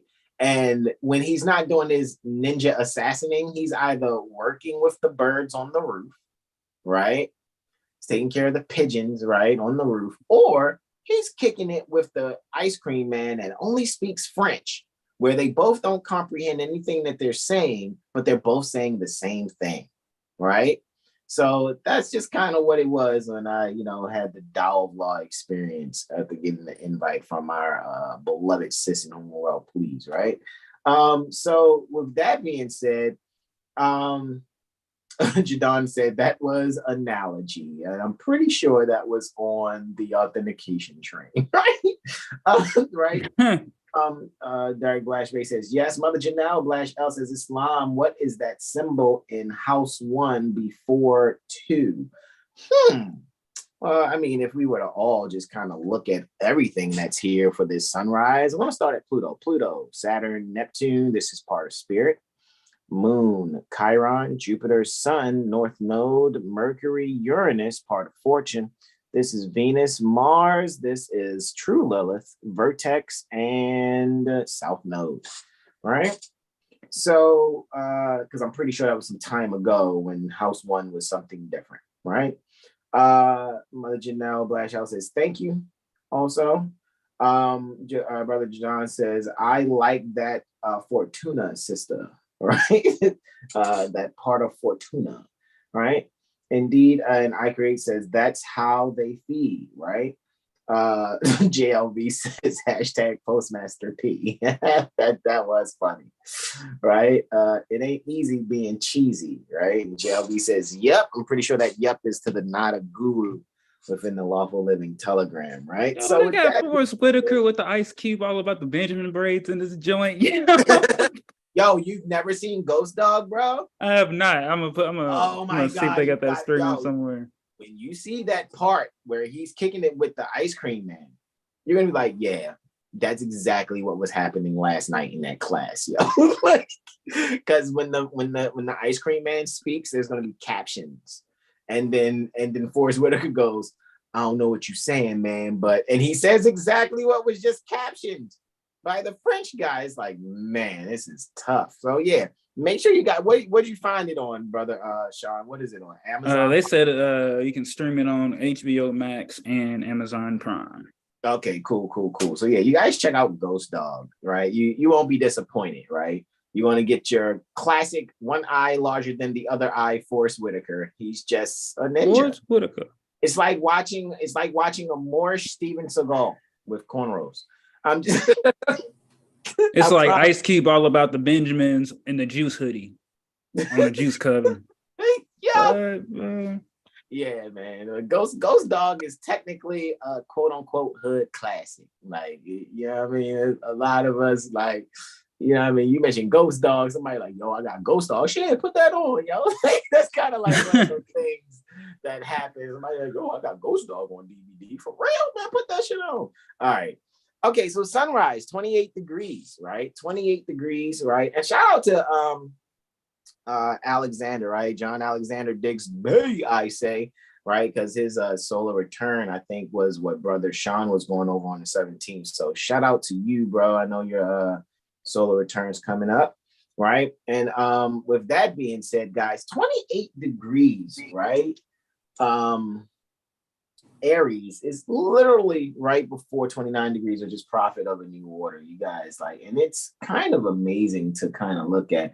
However, 28 degrees is a power to realize a lofty ideal. And that's where the sun is conjunct the ascendant and just 8 minutes past 28 degrees. So when it comes to your power, and we know if you study Prophet Noble Drew Ali, power is an illusion. However, force is something different. However, the power to realize a lofty ideal is what can be taken advantage of, especially this sunrise taking place at 600 hours, 29 minutes and 53 seconds, or 6:29:53 anti-meridian Eastern from the perspective near the Baltimore Corporation, Maryland State Republic, right? So what we can actually see here, while the sun is still in its sign pertaining to exaltation. However, ruling over the fifth house, there's going to come a means for, you know, a lot of youth, right? There's going to be fascination and denial with youth. However, the youth are bringing forth that which I and Malika and the bros were just speaking about, the fact that maybe we comprehend and have the means to comprehend a lofty ideal that those before us may not be willing to adjust and add to their arsenal of comprehension. If we looked at comprehension as a means to like, you know what, I won't use the bazooka, I'll just use this AR-15, you know, style of comprehension. Or, you know what, matter of fact, forget the AR, let me grab this Mac 11 and then I'll make sure I couch this Glock 50 in my on the hip. Like, you know what I'm saying? That's all I'm saying. However, with that being said, I think and we use, you know, because my mind's my 9, my pen's my Mac 10. So anyway, it's like, I think that what we're going to see here is that it will behoove us to really turn our hearts to the children as the children turn their hearts to us. Even if you're someone that's in your 30s or 40s, and you know, it'll be good to turn your heart to those that are in their 50s, 60s, or 70s, and for them to do the same and turning their hearts to you. So that real communication unity, and for me, communication unity are the two words that make the compound term community. So when we have unity in our communication, we will be able to all be on the same accord and move within the same direction without pulling away from the path in different directions. However, saying that we have the same mindset. So this power to realize a lofty ideal may actually come from those that are before us, you know, because I've said a lot.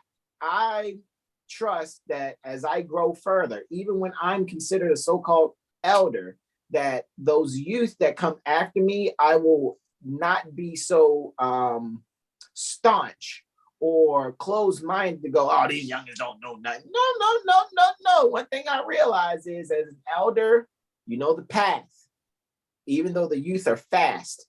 So why don't we just put that speed and direction together so that we can get to our goal quicker? And with that, I yield the floor. So I think I only have a couple of transits here, and you do got the controls, Brother Sean. I only have a couple of transits here, literally only 2. I think Luna and Venus are sextile, but of course, right? And it's after sunrise, of course. So it's happening about 1100 hours and 46 minutes, right? We're going to see Luna and Venus have some growth between them, right? There's an opportunity between home and your possessions, right? So you guys may be bringing in something new. Maybe there's some ways that you can further secure the relationship. Maybe you guys are really finding a way to nurture a contractual agreement. So with that being said, this will be actually taking place within the 10th house. So yeah, so there's some accidental dignity. Accidental debilitation for the moon in the 10th, right? However, I'm not a doom and gloom astrologer. I'll just simply say that when it comes to some woman that's head of household, she may in some way, shape, or form ask those that are there to assist. Let's say, you know, dad's in the home. She's going to find some way to ask dad to help with some of the possessions that are there, because there's going to be a means to either move furniture around, you know, in the house, so to speak. As we see, Venus is clearly in the 11th house, even though it looks like it's in the 12th, but it's in the 11th. If you guys pay attention to the house cusps on the rim of the chart, right? So we can see that clearly 8 degrees Gemini, 39 minutes, is between 13 degrees, 24 minutes Taurus and 20 degrees, 54 minutes Gemini. So it's clearly there in the 11th house, and only sharing the 11th house with Venus is Mercury and Uranus. So with that even being said, Venus is actually ruling over the house that she's within right now. So there's some dignity there as far as ruling the house, so to speak. However, in the 11th house, I would say, naturally, the 11th house is the creative house of the relationship, right? So with Venus being one who naturally rules the 2nd and the 7th, I would say the position in which Venus is in the 11th house, it's finding a way to really be creative within the home. So there may be some remodeling and or renovation plans. And it's going to be on the ideals pertaining to some woman who heads the household. Any real honorers pertaining to their ancient foremothers and forefathers know that mothers lay down the law where we sons enforce the law. So with that being said, you might find yourself doing some things, like I said, with renovations or furniture or maybe even some other fixtures, quote unquote, fixtures within the home, so that you can be able to assist in the beautification pertaining to the feng shui of things. And maybe, just maybe, those of you that have this growth opportunity in making sure that you're renovating things within the home, make sure if you have something to share with the lawmaker and saying, hey, we need to move this around here, move this around there, and they're not sure of feng shui prior to that, then be the one to bring it to their attention. Hey, I think it would be much better if we put this in this direction of the room here or whatever, or in this portion of the house there. And that way you guys will have much better results in the energy that you're seeking to have within the home. And with that, I yield the floor. And last but not least, this is my last aspect here before Brother JaguarSolar closes out with the sauce. We have a lunar quartile Mars, right? That's happening here. And Luna is quartiling Mars at about 6:16 post-meridian Eastern, or 1800 hours, 16 minutes, right? However, it's about 9 seconds after that exactly. So 6:16:09 post-meridian Eastern. And where this is actually taking place, see, we know that squares, some people say, oh, it's a challenge, it's a hardship with the squares. Squares are also stimulation. All right. So with that being said, Luna is setting here, right? So let's take that idea pertaining to setting, and there, boom, just coming past the midheaven there. However, now within the 9th house is Mars in Cancer. And as Brother Sean has said before and pointed out, there is a mutual reception that is happening between Luna and Mars. All righty. Luna is in Mars's sign, and Mars is in Luna's sign. However, even though Luna is under Mars's dispositorship, Mars is under the dispositorship pertaining to Mercury. All righty. And Mercury is clearly in the 8th house, right? In Taurus, right? Taurus does much better in the second, right? Or having the second house cusp upon Taurus. However, since we have this here, I think what's actually going to occur here is a means for people to find a way to communicate effectively some gardening tips. You guys might really get your hands on the Farmer's Almanac. Find a way for you to actually learn something that apparently seems foreign, but it's actually right there at home. Make sure that you be very forward in making your garden come to life. You have your subconscious thinking of how to dig into things, because we all know that goring, right, G-O-R-E, means to headbutt. And Aries, the ram, the way to take things head on and really spearhead, so to speak, things that are pertaining to that. Be not afraid, right? Even though you may have had experiences in the past, like, oh yeah, when I did this gardening before, it turned out like this. Be not afraid, right? Take that wounded healing and further expand your heart. And how are you going to go about moving forward pertaining to that, so that you can have that fated interaction and experience in relating to Earth. All righty. Allow those ideals pertaining to that which your grandmother may have shared with you or is sharing with you. Maybe you want to go forth and really ask her, hey, what were some things that you guys did, when handling your garden? If your grandmother is still here, great. Take advantage respectfully of the fact of getting her involved in the garden. Maybe that will do something that, if she's been one who's been, in the house a lot, maybe you want to do something where you can get her active in gardening. And then that way you'll be able to take on actively a way of learning and having some things inherited through her communicating to you that which is valuable to the in-home non-statutory agriculture, right? And with that, I yield the floor to our beloved brother in whom we are well pleased with the sauce, Brother Terrell Tamari Bey. Islam. Islam. Ah! Okay. That was a stretch. Islam. All right, so the sun's at 29 degrees Aries, 7 minutes, right?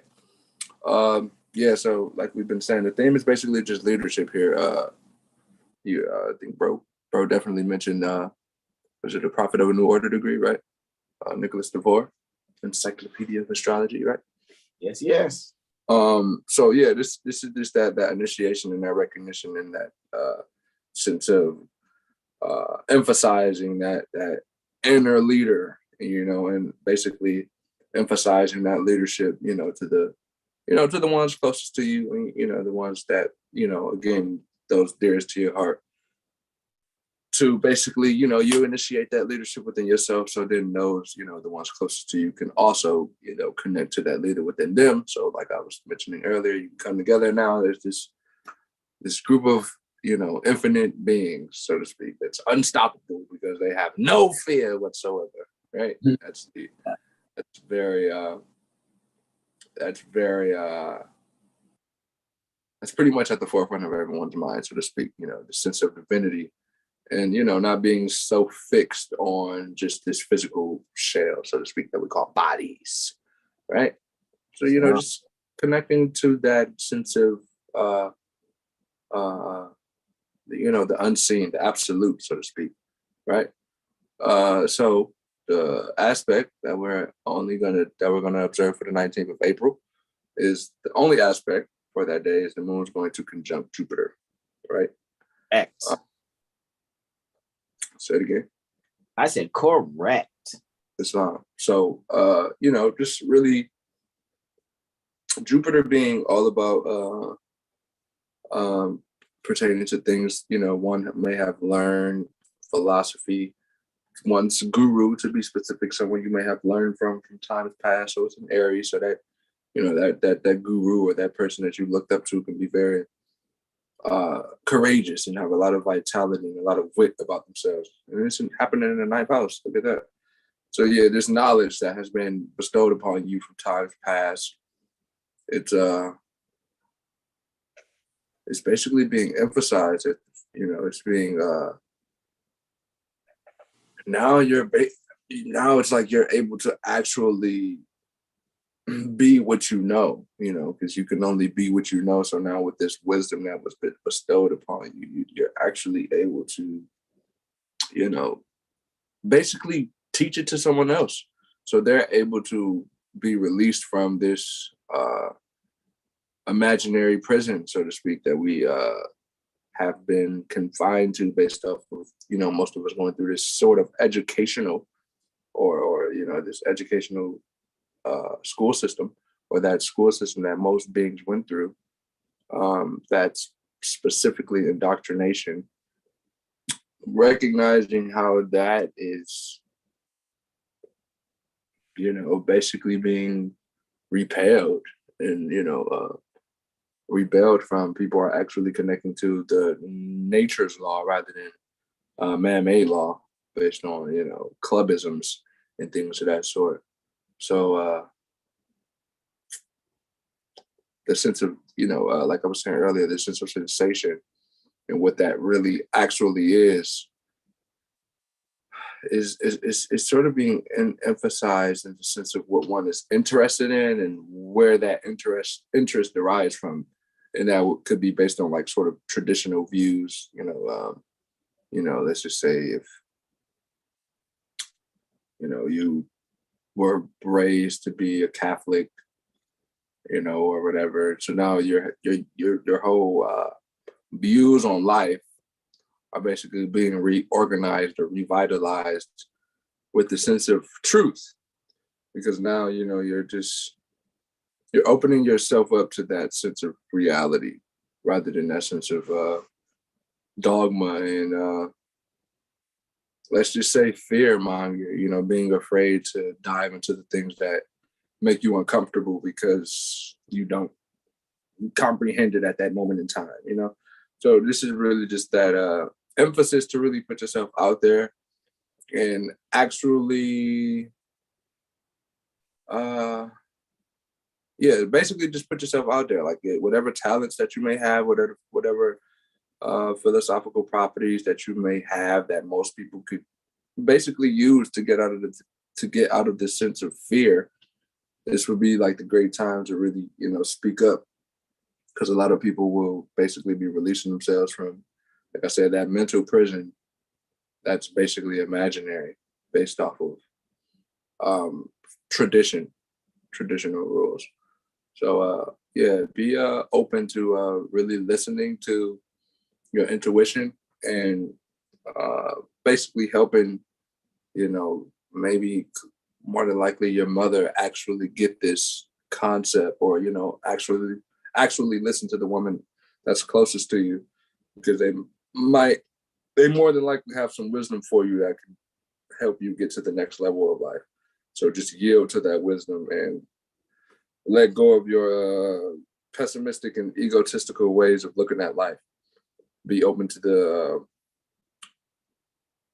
being optimistic, even within the challenge, so to speak, because without challenges, you don't get better. So this is pretty much that energy, right? Yep. Are you? Yes. I'm gonna stop the screen share here real quick. I'd like to thank you all for that. I'm a movement by myself. But the challenges they make me better. They make me better. Yeah. It's very true.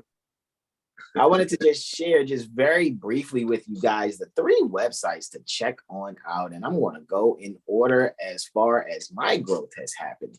So here on my iPad, I have 2 websites that I save to a homepage, and 1 website that also is an app I have here also. So let's just clearly go boom, right? Here we go, right? And this is obviously taking me to, and it should take me to, rvbaypublications.com, right? And this was when I had archived when the website was just only being, down for a second, and I went to archive.org. However, guys, rvbaypublications.com, right, is where I actually got my start, guys. And I was studying these said forgotten scrolls and things of that nature, as well as where I had, for me, based on my own comprehension from studying this website from 2014 even to now, because we still go back, because this is our foundation, right? And checking out the things that are here, as far as even the different writs of freedom that are here also that we've been utilizing, right? Here, things about Prophet Noble Drew Ali, things about Charles Mosley Bay. You want to know about the Fez, Sister Standing on Law. All these things are actually here. However, it's for those that are taking on their ancient foremothers and forefathers mindset in being in full honor to that. And it's only identified, right, at these days and times being Moorish American. However, there are some documents, even back to as far like 1900, 1800, 1700, and you'll still see Moorish written. So this isn't something new and something that's just out of the blue, right? Some extremist Black stuff, because we are clearly not and ever will be Black, all righty?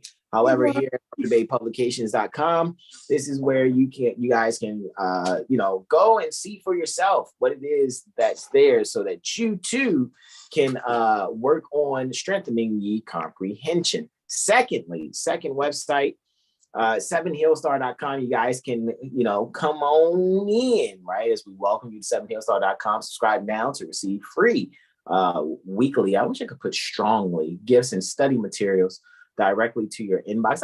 Could actually change that. I'm gonna have to go back and change that and put strongly, right? And just put weekly in brackets, because just utilizing sound here to assist, right, in the growth. Go to 7healstar.com, guys. Sign up for our email list. Also, here we do have a free natal chart calculator, right? So with that, you guys can cast your charts on your own here. However, after just casting the chart, if you go any further within that portal, you will be dealing with Astro Charts. Those are our colleagues, and we are not affiliated with them technically, even though they have a widget for us to share. We probably will be affiliated soon, so that if anybody does anything through them, we will be able to, be compensated for doing so, right? Because these are our colleagues, right?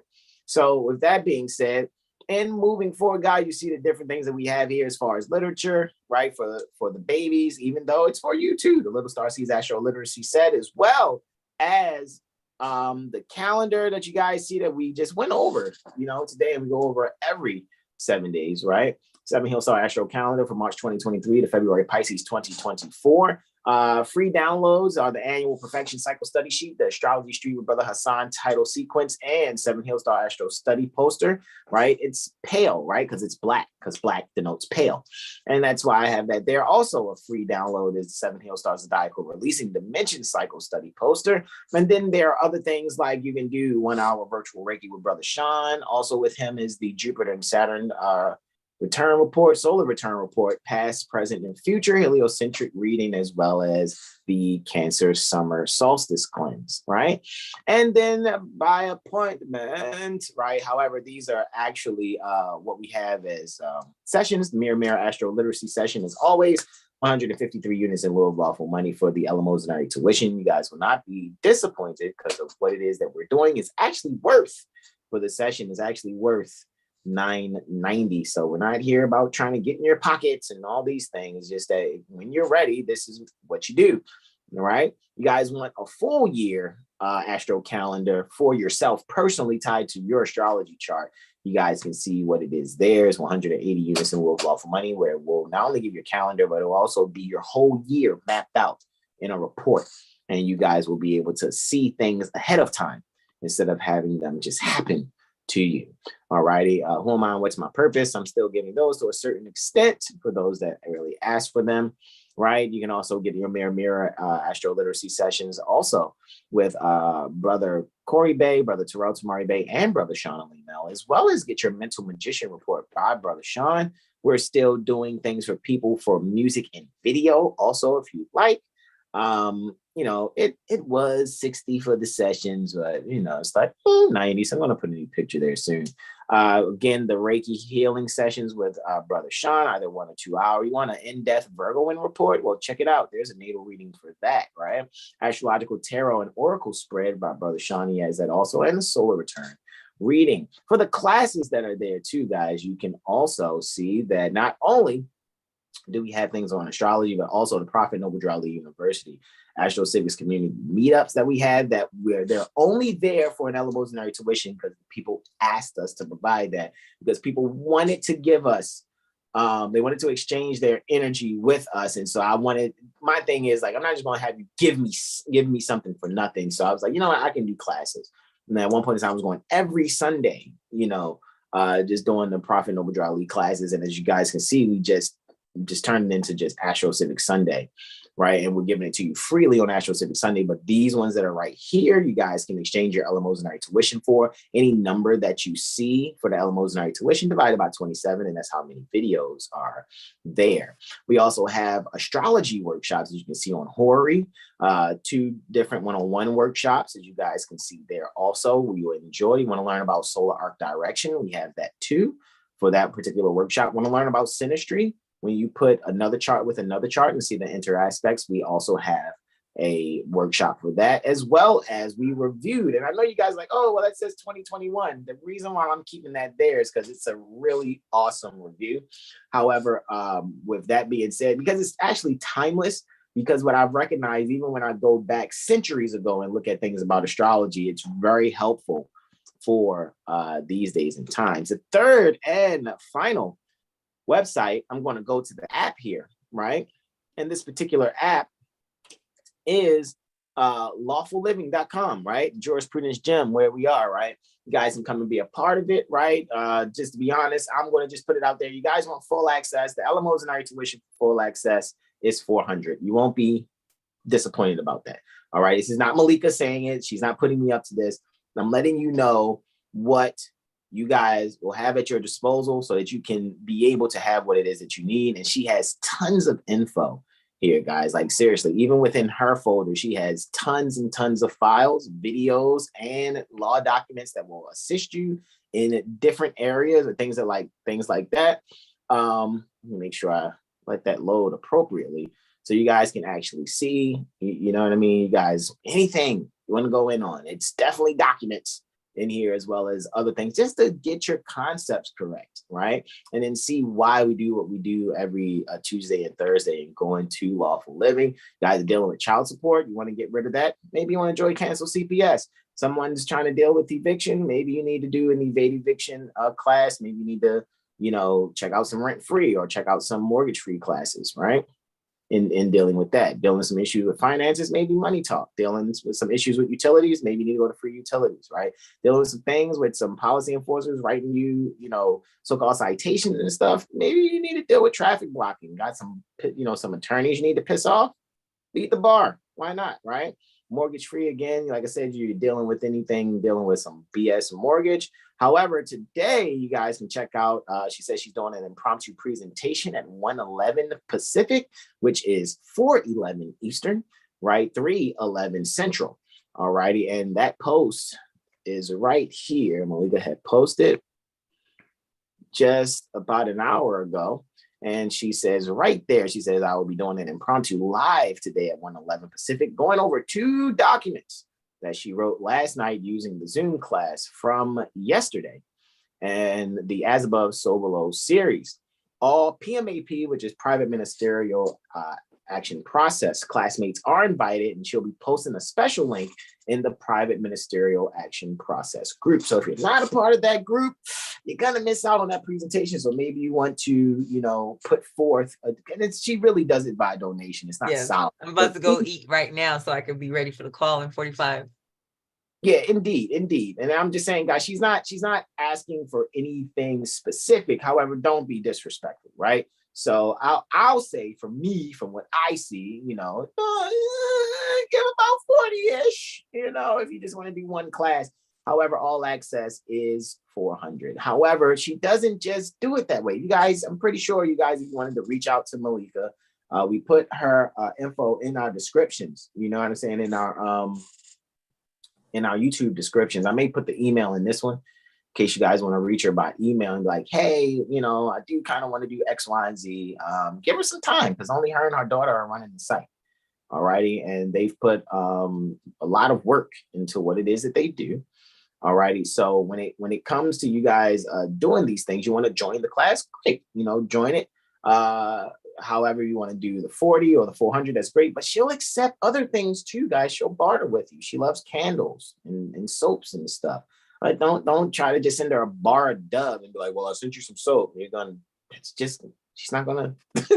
I don't think that's gonna help. like Malika, you don't even seem the type that would use Dove. You would need something like very natural, with essential oils, within the saponification process of making that soap or whatever. However, did I say that all correctly though? If you're there, going once, Malika going twice. Well, while Malika takes her time, she did say she's eating. Back to the chat.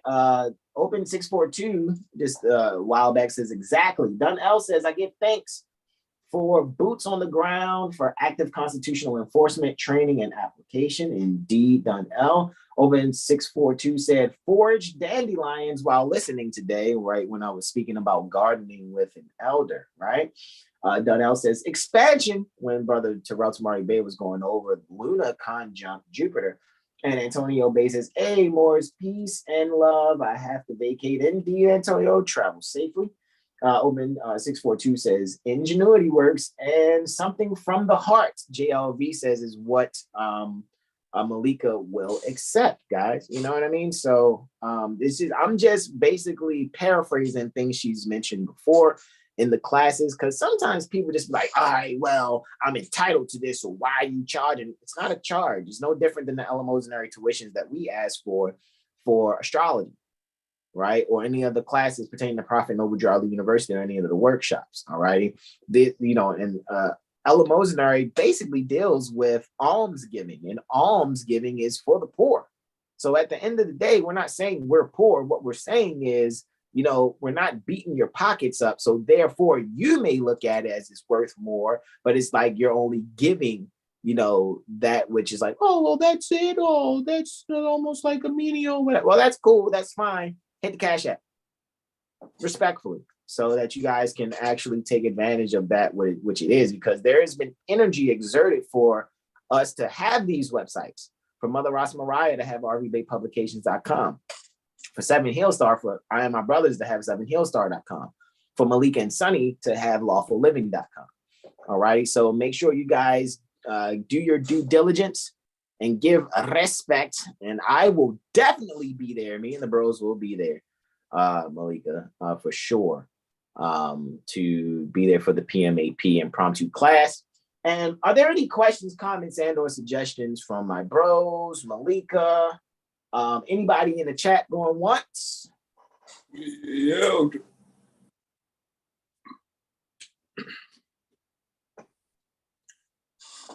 Questions, comments, and or suggestions going Twizzards.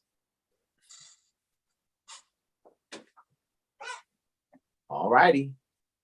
This is where I'll say be yourselves and donate. All righty. So no more questions, comments, and or suggestions, Malika. We shall see you in less than 40 minutes or so. 40, actually, let's see. 33 minutes, I think, right? So we're seeing about 33 minutes, Malika, right? So with that being said, guys, we appreciate you all for joining us. Look out for that email tomorrow for those of you that are part of our email list. And this is where, on behalf of Brother Corey Bay, Brother Ara Bay, Brother Terrell Tamari Bay, Brother Sean Email, and I, Brother Hassan Ghazio Bay, and as always, a special thanks. It's like she's basically a part of Seven Hillstar, like we're a part of Lawful Living, you know what I mean? Just in coming from the heart, as JLV says, right? For Mother Malika also. So on behalf of her also, guys, this is where we say to you all, namaste, namaste, namaste. And oh yeah, and on behalf of Sunny too, guys, because Sunny put in that. Islam. All right, so Islam, y'all. Peace and love. Peace.